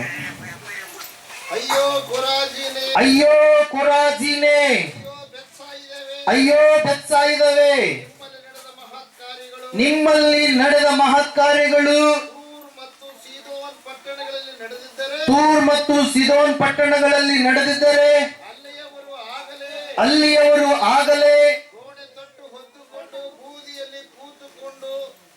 ಗೋಣಿ ತಟ್ಟು ಹೊದ್ದುಕೊಂಡು ಬೂದಿಯಲ್ಲಿ ಕೂತುಕೊಂಡು ದೇವರ ಕಡೆಗೆ ತಿರುಗಿಕೊಳ್ಳುತ್ತಿದ್ದರು. ಆದರೆ ನ್ಯಾಯ ವಿಚಾರಣೆಯಲ್ಲಿ ನಿಮ್ಮ ಗತಿಗಿಂತಲೂ ತೂರ್ ಸೀದೋನ್ ಪಟ್ಟಣಗಳ ಗತಿಯು ಮೇಲಾಗಿರುವುದು. ಎಲ್ಲಾ ಕಪೆರ್ನೌಮೇ, ನೀನು ಪರಲೋಕಕ್ಕೆ ಏರಿಸಲ್ಪಡುವೆಯ, ಪಾತಾಳಕ್ಕೆ ಇಳಿಯುವಿ. ನಿಮ್ಮ ಮಾತನ್ನ ಕೇಳುವವನು ನನ್ನ ಮಾತನ್ನ ಕೇಳುವವನಾಗಿದ್ದಾನೆ. ನಿಮ್ಮನ್ನು ಅಲಕ್ಷ್ಯ ಮಾಡುವವನು ನನ್ನನ್ನು ಅಲಕ್ಷ್ಯ ಮಾಡುವವನಾಗಿದ್ದಾನೆ. ನನ್ನನ್ನು ಅಲಕ್ಷ್ಯ ಮಾಡುವವನು ನನ್ನನ್ನು ಕಳುಹಿಸಿಕೊಟ್ಟಾತನನ್ನೇ ಅಲಕ್ಷ್ಯ ಮಾಡುವವನಾಗಿದ್ದಾನೆ ಅಂದನು. ಹಲ್ಲೆಲೂಯಾ. ಏಸಪ್ಪ 70 ಜನ ಶಿಷ್ಯರನ್ನ ಕರೆದು ಇಬ್ಬರಿಬ್ಬರಾಗಿ ಹಳ್ಳಿಗಳಿಗೆ ಹೋಗಿ ದೇವರ ಸುವಾರ್ತೆಯನ್ನು ತಿಳಿಸ್ರಿ ಎಂಬುದಾಗಿ ಆತನು ಅವರನ್ನ ಬೀಳ್ಕೊಡುವಾಗ ಆತನು ಅವ್ರಿಗೆ ಏನ್ ಮಾಡ್ತಾ ಇದ್ದಾನೆ, ಟ್ರೈನಿಂಗ್ ಅನ್ನ ಕೊಡ್ತಾ ಇದ್ದಾನೆ. ಹಲ್ಲೆಲೂಯಾ. ಕೆಲವೊಂದು ವಿಷಯಗಳನ್ನ ಹೇಳ್ತಾ ಇದ್ದಾನೆ, ನೀವು ಯಾವ ರೀತಿಯಾಗಿ ಹೋಗ್ಬೇಕು, ಯಾವ ರೀತಿಯಾಗಿ ಆತ್ಮಗಳನ್ನ ಗೆಲ್ಲಬೇಕು. ಅನೇಕ ಆತ್ಮಗಳು ನರಕದ ಅಂಚಿನಲ್ಲಿದ್ದಾವೆ, ಅವುಗಳನ್ನು ಯಾವ ರೀತಿಯಾಗಿ ರಕ್ಷಿಸಬೇಕು, ಅನೇಕರು ರೋಗದಲ್ಲಿ ಬಿದ್ದಿದ್ದಾರೆ, ಅವರ ರೋಗಗಳನ್ನು ಯಾವ ರೀತಿಯಾಗಿ ವಾಸಿ ಮಾಡಬೇಕು ಅಂತೇಳಿ ಅನೇಕ ವಿಚಾರಗಳನ್ನ ದೇವರು ಯಾರಿಗೆ ಹೇಳ್ತಾ ಇದ್ದಾನೆ? ಶಿಷ್ಯರಿಗೆ ಹೇಳ್ತಾ ಇದ್ದಾನೆ. ಆ ಸಮಯದಲ್ಲಿ ಈ ಮಾತನ್ನು ಹೇಳ್ತಾ ಇದ್ದಾನೆ ಸ್ವಾಮಿ. ಏನೆಂಬುದಾಗಿ ಅಂದ್ರೆ, ಅಯ್ಯೋ ಬೆತ್ಸಾಯಿದವೇ, ಅಯ್ಯೋ ಕೊರಾಜೀನೇ, ನಿಮ್ಮಲ್ಲಿ ನಡೆದ ಮಹತ್ ಕಾರ್ಯಗಳು ಎಂಬುದಾಗಿ. ದೇವರು ಅನೇಕವಾಗಿರ್ತಕ್ಕಂಥ ಅದ್ಭುತ ಕಾರ್ಯಗಳನ್ನ ಮಾಡಿದ. ಕುರುಡರಿಗೆ ಕಣ್ಣನ್ನ ಕೊಟ್ಟ, ಕುಂಟರು ನಡೆದಾಡುವ ಹಾಗೆ ಮಾಡಿದ. ಆತನು ಮೂಕರಿಗೆ ಮಾತುಗಳನ್ನ ಕೊಟ್ಟ, ಮೂಕ ದೆವ್ವಗಳನ್ನ, ಮಾತಾಡುವ ದೆವ್ವಗಳನ್ನ ಗದರಿಸಿ ಹಾಕಿದ. ಬಿಡುಗಡೆಯನ್ನ ಕೊಟ್ಟ, ಸ್ವಸ್ಥತೆಯನ್ನು ಕೊಟ್ಟ. ಅನೇಕ ಕಾರ್ಯಗಳನ್ನ ಮಾಡಿದಾಗಲೂ ಕೂಡ ಆತನು ಸತ್ತು 4 ದಿವಸಗಳಾದ ಮೇಲೆ ಲಾಜರನನ್ನು ಕೂಡ ಆತನು ಎಬ್ಬಿಸಿದ. ಸತ್ತಂತ 3 ವ್ಯಕ್ತಿಗಳನ್ನ ಸತ್ಯವೇದದಲ್ಲಿ ನಾವು ನೋಡ್ತಾ ಇದ್ದೀವಿ, ಎಬ್ಬಿಸಿದನೆಂಬುದಾಗಿ. ಅನೇಕ ಸಂಗತಿಗಳನ್ನ ಮಾಡಿದಾಗಲೂ ಕೂಡ ಆತನು ಮಾಡಿದ ಮಹತ್ ಕಾರ್ಯಗಳನ್ನ ನೋಡಿ ಜನರು ಆತನನ್ನು ಏನ್ ಮಾಡ್ತಾ ಇಲ್ಲ? ನಂಬುತ್ತಾ ಇಲ್ಲ, ವಿಶ್ವಾಸವನ್ನ ಇಡ್ತಾ ಇಲ್ಲ. ಹಲ್ಲೆಲೂಯಾ. ಇವತ್ತಿನ ದಿನ ಯಾರೋ ಸುಳ್ಳಾದ ಅದ್ಭುತಗಳನ್ನ ಪ್ರಚಾರ ಮಾಡಿ ಅವರ ಪ್ರಚಾರವನ್ನ ಗಿಟ್ಟಿಸಿಕೊಂಡು ಏನೇನೋ ಕಾರ್ಯಗಳನ್ನ ಮಾಡ್ತಾ ಇರ್ತಾರೆ. ದೇವರು ಈ ಮೃತ್ಯುಂಜಯ ಮಠವನ್ನು ಈ ಸ್ಥಳದಲ್ಲಿ ಸ್ಥಾಪನೆ ಮಾಡಿ ಅನೇಕರ ಕಣ್ಣೀರನ್ನ ಆತನು ಒರೆಸಿ ಹಾಕಿದ್ದಾನೆ ಪ್ರಿಯರೇ. ಅನೇಕ ಬಿದ್ದು ಹೋದಂತ ಕುಟುಂಬಗಳನ್ನ ಆತನು ಕಟ್ಟಿದ್ದಾನೆ. ಅನೇಕರಿಗೆ ಗರ್ಭಫಲ ಸಂತಾನವನ್ನು ಆತನು ಅನುಗ್ರಹ ಮಾಡಿದ್ದಾನೆ. ಸುಮಾರು 43 ಕುಟುಂಬಗಳ ಕಣ್ಣೀರನ್ನ ಆತನು ಒರೆಸಿ ಹಾಕಿದ್ದಾನೆ. ದಾನಿಯೇಲ ಎನ್ನುವಂತ ಒಬ್ಬ ಯುವ ಸಣ್ಣ ಮಗು, 6 ವರ್ಷದ ಮಗು ಹುಟ್ಟಿದಾಗಲಿಂದ ತೋರಿಸ್ತಾ ಇದ್ದಾರೆ, ಎಡಗಾಲ ಅವನಿಗೆ ಇಲ್ಲವೇ ಇಲ್ಲ. ಡಾಕ್ಟರ್ ರಿಪೋರ್ಟ್ ಕೊಟ್ಟಿದ್ದಾರೆ, ಇವನು ಸಾಯುವವರೆಗೂ ಕೂಡ ಹಿಂಗೇ ಇರ್ತಾನೆ, ನಡೆಯೋದಕ್ಕೆ ಅವನಿಗೆ ಶಕ್ತಿ ಇಲ್ಲ, ಸೊಂಟದಲ್ಲಿ ಬಲ ಇಲ್ಲವೇ ಇಲ್ಲ ಅಂತೇಳಿ ಅವರು ಕೂಡ ಮೃತ್ಯುಂಜಯ ಮಠಕ್ಕೆ ಬಂದ್ರು. ಇವತ್ತಿನ ದಿನ ಆ ಹುಡುಗ ಎದ್ದು ನಡೆದಾಡ್ತಾ ಇದ್ದಾನೆ. ಹಲ್ಲೆಲೂಯಾ. Praise the Lord. ದೇವರು ಇಂಥ ಅನೇಕ ಅದ್ಭುತ ಆಶ್ಚರ್ಯ ಕಾರ್ಯಗಳನ್ನು ಮಾಡಿದಾಗಲೂ ಕೂಡ ಜನರು ಏನ್ ಮಾಡ್ತಾ ಇಲ್ಲ? ನಂಬುತ್ತಾ ಇಲ್ಲ, ವಿಶ್ವಾಸ ಇಡ್ತಾ ಇಲ್ಲ. ಅದರ ಸಲುವಾಗಿ ನ್ಯಾಯ ವಿಚಾರಣೆಯ ದಿನದಲ್ಲಿ ನಿಮ್ಮ ಗತಿ ಬಹಳ ಭಯಂಕರವಾಗಿರುತ್ತೆ ಎಂಬುದಾಗಿ. ಹಲ್ಲೆಲೂಯಾ. ದೈವ ಸೇವಕರನ್ನ ಅಲಕ್ಷ್ಯ ಮಾಡ್ತಾರೆ ಎಂಬುದಾಗಿ ಸತ್ಯವೇದ ಏನ್ ಮಾಡುತ್ತೆ? ಹೇಳ್ತಾ ಇದೆ ಪ್ರಿಯರೇ. ಅನೇಕರು ಅದ್ಭುತಗಳನ್ನ ಅಲಕ್ಷ್ಯ ಮಾಡ್ತಾರೆ, ದೈವ ಸೇವಕರನ್ನ ಏನ್ ಮಾಡ್ತಾರೆ? ಅಲಕ್ಷ್ಯ ಮಾಡ್ತಾರೆ. ಏನೇನೋ ಮಾತಾಡ್ತಾರೆ ಹಿಂದ, ಆದ್ರೆ ಆ ಮಾತುಗಳು ಅವರಿಗೆ ಉರುಳಾಗಿ ಅವರ ಜೀವಿತದಲ್ಲಿ ಅನೇಕ ಕೆಟ್ಟದಾಗಿರ್ತಕ್ಕಂಥ ಸಂಗತಿಗಳನ್ನು ಅವರೇ ಅನುಭವಿಸ್ಬೇಕಾಗುತ್ತೆ. ಹಲ್ಲೆಲೂಯಾ. Praise the Lord. ಯಾರ ಆಗಿರ್ಲಿ, ಅಭಿಷಕ್ತರಿಗೆ ವಿರೋಧವಾಗಿ ಮಾತಾಡಿದರೆ, ದೈವ ಸೇವಕರಿಗೆ ವಿರೋಧವಾಗಿ ಮಾತಾಡಿದರೆ ಅವರು ಅದರ ಪರಿಣಾಮವನ್ನ ಅವರೇ ಅನುಭವಿಸ್ತಾರೆ ಪ್ರಿಯರೇ. ಹಲ್ಲೆಲೂಯಾ. Praise the Lord. ದೇವರ ವಾಕ್ಯದಲ್ಲಿ ನಾವು ನೋಡ್ತಾ ಇದ್ದೇವೆ, ಎಲೀಷನಿಗೆ ವಿರೋಧವಾಗಿ ಮಾತಾಡಿರ್ತಕ್ಕಂಥ ಯೌವನಸ್ಥರನ್ನ ಕರಡಿಗಳು ಬಂದು ಏನಾಗ್ಬಿಟ್ಟು ತಿಂದುಬಿಟ್ಟು ಸಂಹಾರ ಮಾಡಿದ್ವು. ಹಲ್ಲೆಲೂಯಾ. Praise the Lord. ಅದ್ರ ಸಲುವಾಗಿ ದೇವರ ವಾಕ್ಯ ಹೇಳ್ತಾ ಇದೆ, ದೇವ ಸೇವಕರನ್ನ, ಅಯ್ಯನವರನ್ನ ಅಲಕ್ಷ್ಯ ಮಾಡ್ತಾ ಇದೀಯಾ? ಹಲ್ಲೆಲೂಯಾ. ದೇವರು ಮಾಡಿದ ಅದ್ಭುತ ಕಾರ್ಯಗಳನ್ನ ಅಲಕ್ಷ್ಯ ಮಾಡ್ತಾ ಇದೀಯಾ? ಅಯ್ಯೋ, ಒಂದು ಸಮಯದಲ್ಲಿ ನಿನ್ನ ಯಾರು ಕೂಡ ಸೇರ್ತಾ ಇರಲಿಲ್ಲ, ಬಹಳ ದುಃಖದಿಂದ ಕಣ್ಣೀರಿನಿಂದ ನೀನು ಆಲಯಕ್ಕೆ ಬಂದಿದ್ದಿ. ಆತನು ಇವತ್ತಿನ ದಿನ ಅನೇಕರಿಗೆ ಮಾದರಿಯಾಗಿ ನಿನ್ನನ್ನು ನಿಲ್ಲಿಸ್ಬೇಕಂತೇಳಿ ಅಂದುಕೊಂಡ್ರೆ, ಅವಮಾನದ ಸ್ಥಿತಿಯಲ್ಲಿ ಬಂದಂತ ನಿನ್ನನ್ನ ಮಾನವಾಗಿ ಇವತ್ತು ದೇವರು ರೂಪ ಕೊಟ್ರೆ ನೀನೇನ್ ಮಾಡ್ತಾ ಇದೀಯಾ? ನಿನ್ನ ಜೀವಿತದಲ್ಲಿ ಬಿಡುಗಡೆ ಅದ್ಭುತವನ್ನ ಮಾಡಿದಂತ ದೇವರನ್ನ ಅಲಕ್ಷ್ಯ ಮಾಡ್ತಾ ಇದೀಯಾ? ಹಲ್ಲೆಲೂಯಾ. ಇದ್ದೀರಾ ಇವತ್ತು ಯಾರಾದ್ರೂ? ದೇವರ ವಾಕ್ಯ ಹೇಳ್ತಾ ಇದೆ ಏನೆಂಬುದಾಗಿ, ದೇವರನ್ನ ನೀವು ಅಲಕ್ಷ್ಯ ಮಾಡಬೇಡ್ರಿ. ದೇವರು ಮಾಡಿದಂತ ಅದ್ಭುತಗಳನ್ನ ನೀವು ಅಲಕ್ಷ್ಯ ಮಾಡಬೇಡ್ರಿ. ಅಲಕ್ಷ್ಯ ಮಾಡಿದಂತ ಇವರು ನ್ಯಾಯ ವಿಚಾರಣೆಯ ದಿನದಲ್ಲಿ ಇವ್ರು ಏನಾಗ್ತಾರೆ ಪ್ರಿಯರೇ? ನ್ಯಾಯ ವಿಚಾರಣೆ ಸಮಯದಲ್ಲಿ ಇವ್ರು ನಿಂತುಕೊಳ್ಬೇಕಾಗುತ್ತೆ. ಹಲ್ಲೆಲೂಯಾ. Praise the Lord. ಅದ್ರ ಸಲುವಾಗಿ ಒಂದು ಸಾರಿ ಆಲೋಚನೆ ಮಾಡು. ದೇವರು ನಿನ್ನನ್ನ ಸರಿಯಾದ ಸಮಯದಲ್ಲಿ ಸರಿಯಾದ ರೀತಿಯಲ್ಲಿ ಈ ಆಲಯಕ್ಕೆ ನಿನ್ನನ್ನ ನಡೆಸಿದ್ದಾನೆ. ಅಲಕ್ಷ್ಯ ಮಾಡಿದಂತ ಅವಳು, ಆಜ್ಞೆಯನ್ನ ಅಲಕ್ಷ್ಯ ಮಾಡಿದಂತ ಅವಳು ಏನನ್ನ ಹೊಂದಿಕೊಂಡ್ಲು? ಪಾಪವನ್ನ ಈ ಲೋಕಕ್ಕೆ ತಂದು ಹಾಕಿದ್ಲು ಪ್ರಿಯರೇ. ಆಶೀರ್ವಾದವನ್ನ ಚೊಚ್ಚಲು ತನ್ನದ ಹಕ್ಕನ್ನು ಅಲಕ್ಷ್ಯ ಮಾಡಿದಂತ ಏಸಾವ ಏನನ್ನ ಹೊಂದಿಕೊಂಡ? ಆಶೀರ್ವಾದವನ್ನ ಪಡೆದುಕೊಳ್ಳುವುದಕ್ಕೆ ಯಾವ ಕಾರಣ ಇಲ್ಲದೆ ಅವನೇನಾದ ನಿರಾಕರಿಸಲ್ಪಟ್ಟ ಎಂಬುದಾಗಿ. 3ನೇದಾಗಿ ನಾವು ನೋಡಿದ್ವಿ, ಲೋಟನ ಹೆಂಡತಿ ದೇವದೂತರ ಮಾತನ್ನ ಅಲಕ್ಷ್ಯ ಮಾಡಿ ನಿಸ್ಸಾರವಾದ ಉಪ್ಪಿನ ಕಂಬವಾಗಿ ಆಕೆ ಏನ್ ಮಾಡಿದ್ಲು? ನಿಂತುಕೊಂಡ್ಲು ಪ್ರಿಯರೇ. ಹಲ್ಲೆಲೂಯಾ. 4ನೇದಾಗಿ ನಾವು ನೋಡಿದ್ವಿ, ಸಂಸೋನನು ದೇವರ ಸಹವಾಸವನ್ನ, ಮಂದಿರಕ್ಕೆ ಬರುವಂತದನ್ನ, ದೇವರಲ್ಲಿ ಇರುವಂತದನ್ನ ಏನ್ ಮಾಡಿದ? ಸಂಸೋನ ಅಲಕ್ಷ್ಯ ಮಾಡಿದ. ಅಲಕ್ಷ್ಯ ಮಾಡಿದ ಕಾರಣಕ್ಕಾಗಿ ಅವನ ಅಭಿಷೇಕವನ್ನ ಕಳೆದುಕೊಳ್ಳಬೇಕಾಯಿತು. ಬಹಳ ಮೋಜುಗಾರನಾಗಿ ಜೋಕರಾಗಿ ಫಿಲಿಸ್ಟಿಯರ ನಾಡಿನ ಮಧ್ಯದಲ್ಲಿ ಅವನು ಇರಬೇಕಾಯಿತು ಪ್ರಿಯರೇ. ಐದನೇದಾಗಿ ನಾವು ನೋಡ್ತಾ ಇದ್ದೇವೆ, ಊರಿನಲ್ಲಿ ಜೀವಿಸುವಂತ ಜನರು ಅದ್ಭುತಗಳನ್ನ ಅಲಕ್ಷ್ಯ ಮಾಡ್ತಾರೆ, ದೈವ ಸೇವಕರನ್ನ ಅಲಕ್ಷ್ಯ ಮಾಡ್ತಾರೆ. ಅವರು ನ್ಯಾಯ ವಿಚಾರಣೆಯ ದಿನದಲ್ಲಿ ಅವರು ಏನ್ ಮಾಡ್ತಾರೆ, ಉತ್ತರ ಹೇಳುವವರಾಗಿ ನಿಂತುಕೊಳ್ತಾರೆ ಪ್ರಿಯರೇ. ಕೊನೆಯದಾಗಿ ಈ ಸಮಯದಲ್ಲಿ ನಾವೆಲ್ಲರೂ ನಿಂತುಕೊಳ್ಳೋಣ. ಕೊನೆಯದಾಗಿ ಇವತ್ತಿನ ದಿನ ದೇವರು ನಿನಗೆ ಕೊಟ್ಟಿರುವಂತ ಆ ವರವನ್ನ ನೀನು ಅಲಕ್ಷ್ಯ ಮಾಡಬೇಡ. ಕೊನೆಯದಾಗಿ ಮೊದಲನೇ ತಿಮೋತಿ 4ನೇ ಅಧ್ಯಾಯ 14ನೇ ವಚನ. ನಿಂತುಕೊಂಡು ನಿದ್ದೆ ಮಾಡೋರೆಲ್ಲ ಗಟ್ಟಿಯಾಗಿ ಚಪ್ಪಾಳೆ ಹೊಡ್ರಿ. ನಿದ್ದೆ ಮಾಡ್ತಾ ಇದ್ದೀರಾ? 4ನೇ ಅಧ್ಯಾಯ 1ನೇ ತಿಮೋತಿ 14ನೇ ವಚನ ಈ ರೀತಿಯಾಗಿ ಹೇಳುತ್ತೆ ಪ್ರಿಯರೇ, ನಿನ್ನಲ್ಲಿರುವ ವರವನ್ನ ಅಲಕ್ಷ್ಯ ಮಾಡಬೇಡ. ದೇವರು ನಿನ್ನಲ್ಲಿ ಒಂದು ವರವನ್ನ ಇಟ್ಟಿದ್ದಾನೆ. ಅನೇಕ ವರಗಳನ್ನು ಕೂಡ ನಿನ್ನಲ್ಲಿ ಇಟ್ಟಿರಬಹುದು. ಆ ವರಗಳನ್ನ ನೀನು ಅಲಕ್ಷ್ಯ ಮಾಡಬೇಡ. ಹಲ್ಲೆಲೂಯಾ. ಕೆಲವೊಬ್ಬರಿಗೆ ಪ್ರಾರ್ಥನೆಯ ವರ ಇರುತ್ತೆ, ಆಡುವಾಗ ಅದ್ಭುತಗಳು ನಡೆಯುವಂತ ವರ ಇರುತ್ತೆ, ಅನೇಕರನ್ನ ಮಂದಿರಕ್ಕೆ ನಡೆಸುವಂತ ವರ ಇರುತ್ತೆ, ಅನೇಕರ ಜೀವಿತದಲ್ಲಿ ಬಿಡುಗಡೆಯನ್ನ ಕಣ್ಣೀರವನ್ನ ಒರೆಸುವಂತ ವರ ಇರುತ್ತೆ. ಆ ವರ ನಿನ್ನಲ್ಲಿ ಇದೆ, ದೇವರು ನಿನಗೆ ಕೊಟ್ಟಿದ್ದಾನೆ. ಆ ವರವನ್ನ ನೀನೇನ್ ಮಾಡಬೇಡ, ಅಲಕ್ಷ್ಯ ಮಾಡಬೇಡ. ಸತ್ಯವೇದ ಹೇಳ್ತಾ ಇದೆ, ತಿಮೋತಿಯೇ, ನಿನ್ನಲ್ಲಿರುವಂತ ವರವನ್ನ ನೀನು ಉಪದೇಶ ಚೆನ್ನಾಗಿ ಮಾಡ್ತೀಯ, ಆ ಉಪದೇಶದ ವರವನ್ನ ನೀನು ಅಲಕ್ಷ್ಯ ಮಾಡಬೇಡ. ನಿನ್ನಲ್ಲಿ ದೇವರು ಯಾವ ವರವನ್ನ ಕೊಟ್ಟಿದ್ದಾನೆ. ಒಂದ್ಸಾರಿ ದೇವರು ಪ್ರಿಯರೇ ಒಂದು ವಿಷಯವನ್ನ ಹೇಳ್ತಾ ಇದ್ದಾರೆ. ಮತ್ತಾಯನ ಬರೆದ ಸುವಾರ್ತೆ 25ನೇ ಅಧ್ಯಾಯದಲ್ಲಿ ದೇವರ ವಾಕ್ಯ ಅಲ್ಲಿ ಹೇಳ್ತಾ ಇದೆ. ಯೇಸು ಸ್ವಾಮಿ ಆ ಸಾಮ್ಯವನ್ನ ಹೇಳುವಾಗ, ಈ ವರಗಳ ಕುರಿತಾಗಿರ್ತಕ್ಕಂಥ ಸಾಮ್ಯವನ್ನ ಹೇಳುವಾಗ, ದೇಶಾಂತರಕ್ಕೆ ಹೋಗುವ ಒಬ್ಬ ಮನುಷ್ಯನು ತನ್ನ ಆಳುಗಳನ್ನು ಕರೆದು ಅವರಿಗೆ ತನ್ನ ಆಸ್ತಿಯನ್ನು ಒಪ್ಪಿಸಿಕೊಟ್ಟಂತಿರುವನು. ಅವನು ಒಬ್ಬನಿಗೆ 5 ತಲಾಂತು, ಒಬ್ಬನಿಗೆ 2, ಒಬ್ಬನಿಗೆ 1, ಹೀಗೆ ಅವನವನ ಸಾಮರ್ಥ್ಯದ ಪ್ರಕಾರ ಕೊಟ್ಟು ಬೇರೊಂದು ದೇಶಕ್ಕೆ ಹೋದನು. ಹಲ್ಲೆಲೂಯಾ. 2 ಹೊಂದಿಕೊಂಡವನು 4 ಸಂಪಾದನೆ ಮಾಡಿಕೊಂಡ, 5 ಹೊಂದಿಕೊಂಡಂತವನು 10 ಸಂಪಾದನೆ ಮಾಡಿಕೊಂಡ, ಇನ್ನೊಬ್ಬನು 1 ಹೊಂದಿಕೊಂಡವನು ಯಾವುದನ್ನು ಸಂಪಾದನೆ ಮಾಡದೆ ತನ್ನಲ್ಲಿಯೇ ಇಟ್ಟುಕೊಂಡು ತನ್ನಲ್ಲಿರುವಂತ ವರವನ್ನ, ತಲಾಂತನ್ನ ಅಲಕ್ಷ್ಯ ಮಾಡಿದ. ನೀನು ಕೂಡ ಇವತ್ತಿನ ದಿನ ನಿನ್ನಲ್ಲಿರುವ ವರವನ್ನ ಅಲಕ್ಷ್ಯ ಮಾಡ್ತಾ ಇದೀಯಾ? ಅದ್ಭುತಗಳನ್ನ ಅಲಕ್ಷ್ಯ ಮಾಡ್ತಾ ಇದೀಯಾ? ದೇವರ ಆಜ್ಞೆಗಳನ್ನ, ಮಾತುಗಳನ್ನ ಅಲಕ್ಷ್ಯ ಮಾಡ್ತಾ ಇದೀಯಾ? ದೈವ ಸೇವಕರನ್ನ ಅಲಕ್ಷ್ಯ ಮಾಡ್ತಾ ಇದೀಯಾ? ಯಾವುದನ್ನ ಅಲಕ್ಷ್ಯ ಮಾಡ್ತಾ ಇದೀ? ಒಂದ್ಸಾರಿ ಆಲೋಚನೆ ಮಾಡು.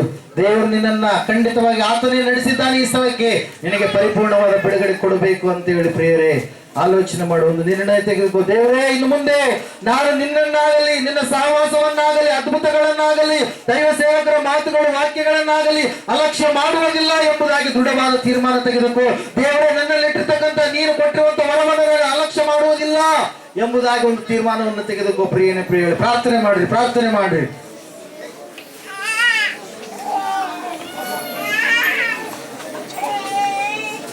ಪ್ರಾರ್ಥನೆ ಮಾಡ್ರಿ, ಪ್ರಾರ್ಥನೆ ಮಾಡ್ರಿ.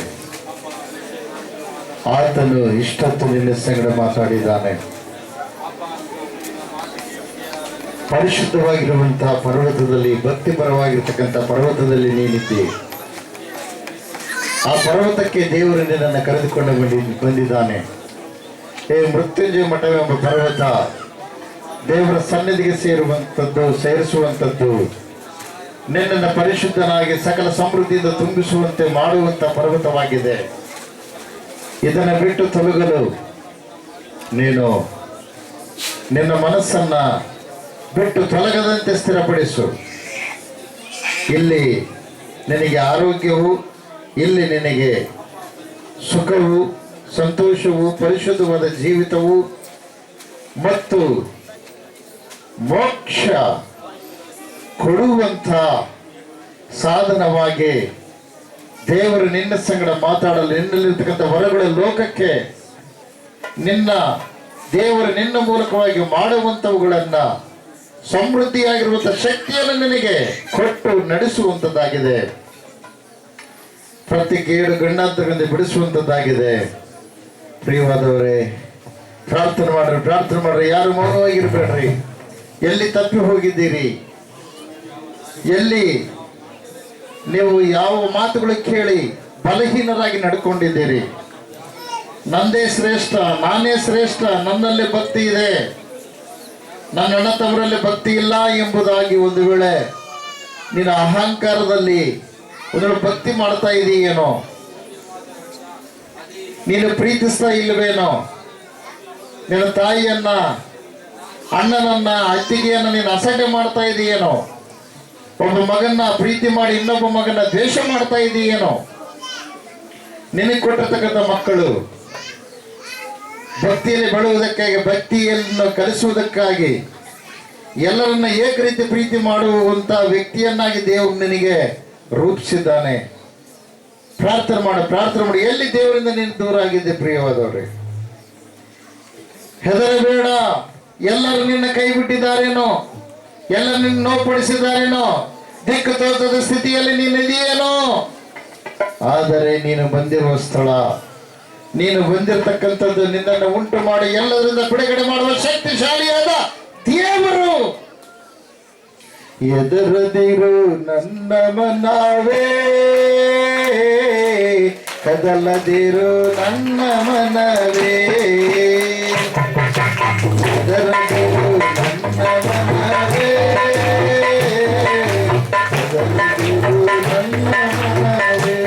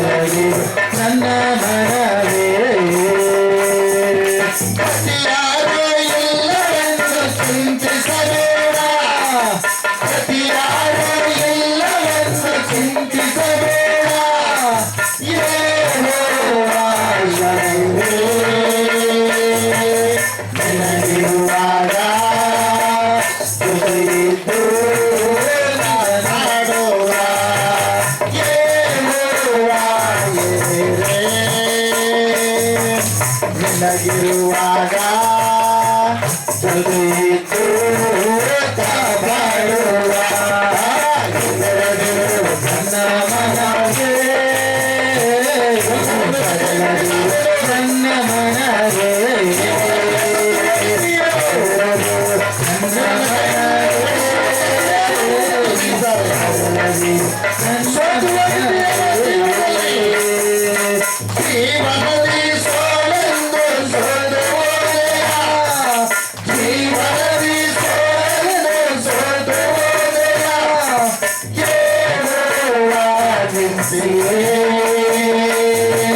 ನಿನಗಿರುವಾಗ ಎಂದಿಗೂ ಜಯ ಕೊಡುವಾಗ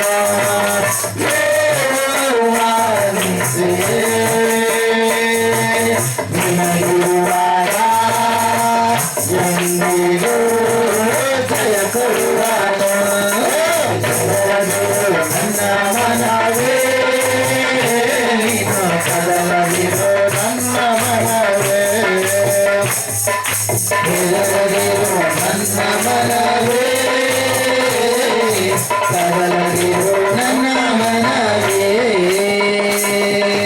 ಸಮಾಧಾನ ಇಲ್ಲವೆಂದು ಅಲೆಯುತ್ತಿರುವೆಯ ಸಮಾಧಾನ ಇಲ್ಲವೆಂದು ಅಲೆಯುತ್ತಿರುವೆಯ ಯೆಹೋವಾ ಶಾಲೋಮ್ ನಿನ್ನಗಿರುವಾಗ ಸಮಾಧಾನವೇ ನಿನ್ನ ನಡೆಸುವ ಯೆಹೋವಾ ಶಾಲೋಮ್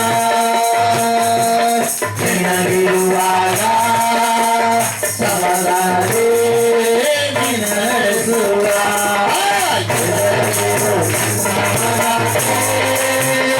ನೀನು ಕದಲದಿರು ನನ್ನ ಮನವೇ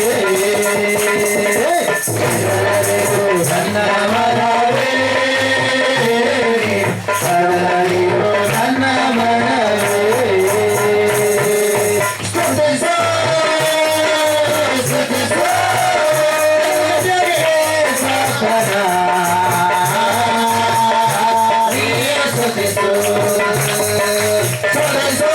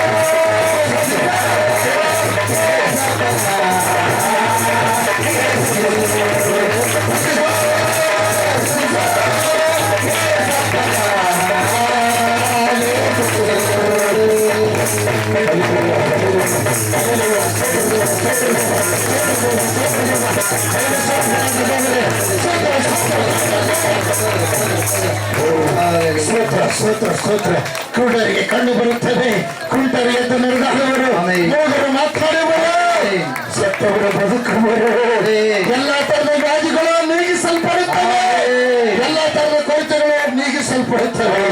ದೇವರು ದೇವರು ದೇವರು ಮಾಡುವ ಅದ್ಭುತ ಕಾರ್ಯ ಪರಿಶುದ್ಧಾತ್ಮ ಪರಿಶುದ್ಧಾತ್ಮ ಪರಿಶುದ್ಧಾತ್ಮ ಶಕ್ತಿ ಪ್ರಭಾವ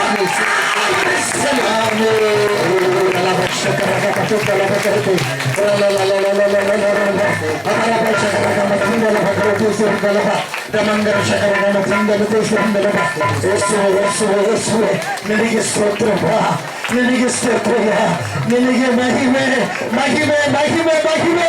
ಕರ್ತನೇ ನಿನಗೆ ಸ್ತೋತ್ರ. ನೀನು ಮಾತಾಡಿದಿ ಸ್ವಾಮಿ, ನೀನು ಕಾರ್ಯ ಮಾಡಿದಿ ಸ್ವಾಮಿ. ಕರ್ತನೇ ಬಿಡುಗಡೆ ಕೊಟ್ಟಿದ್ದಪ್ಪ, ನಿನಗೆ ಸ್ತೋತ್ರ. ಯಾವ ಕಷ್ಟದಿಂದ, ಯಾವ ನೋವಿನಿಂದ, ಯಾವ ಬಾಧೆಯಿಂದ ಬಂದಿದ್ದಾರೋ ಕರ್ತನೇ ಅವರಿಗೆ ಸಂಪೂರ್ಣವಾಗಿ ಬಿಡುಗಡೆ. ಸ್ತೋತ್ರ ಯೇಸುಪ್ರ, ನಿನಗೆ ಸ್ತೋತ್ರ. ದೇವ ನಿನಗೆ ಸ್ತೋತ್ರ. ಯೇಸುವೇ, ಇವರೆಲ್ಲ ನಿನ್ನಾಸ್ತಿಕ ಒಪ್ಪಿಸಿಕೊಳ್ತಾ ಇದ್ದೇನೆ. ನಾನು ನನ್ನ ಮನೆಯವರು ಯೆಹೋವನನ್ನೇ ಸೇರಿಸು. ಓ ದೇವರೇ, ನನಗೆ ಸ್ತೋತ್ರಪ್ಪ. ಅನೇಕ ಕೋಟಿ ಸ್ತೋತ್ರ ಮೂಲಕವಾಗಿ ಆರಾಧಿಸಲ್ಪಡುವಂತ ಭಗವಂತ ನಮ್ಮ ಮಧ್ಯದಲ್ಲಿ ಬಂದದಕ್ಕಾಗಿ ಸ್ತೋತ್ರ.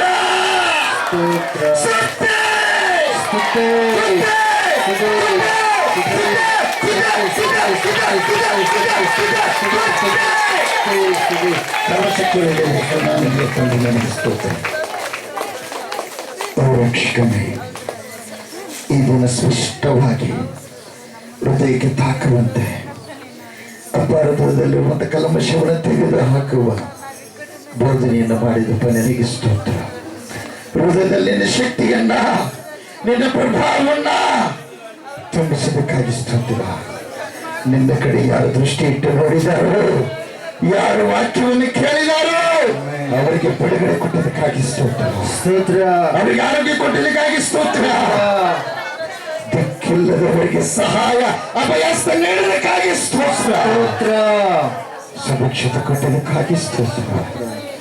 ಎಲ್ಲಕ್ಕೆ ಮಾನ ಮಹಿಮೆ ನಿಮಗುಂಟಾಗಲಿ. ಯೇಸು ಕ್ರಿಸ್ತ ಮಹಾಪ್ರಭುಗಳ ನಾಮದಲ್ಲಿ ಬೇಡಿ ಎಲ್ಲವನ್ನ ಹೊಂದಿದ್ದೇವೆ ಈ ಪರಮ ತಂದೆ. ಆಮೆನ್. ಆಮೆನ್. ಎಲ್ಲರಿಗೂ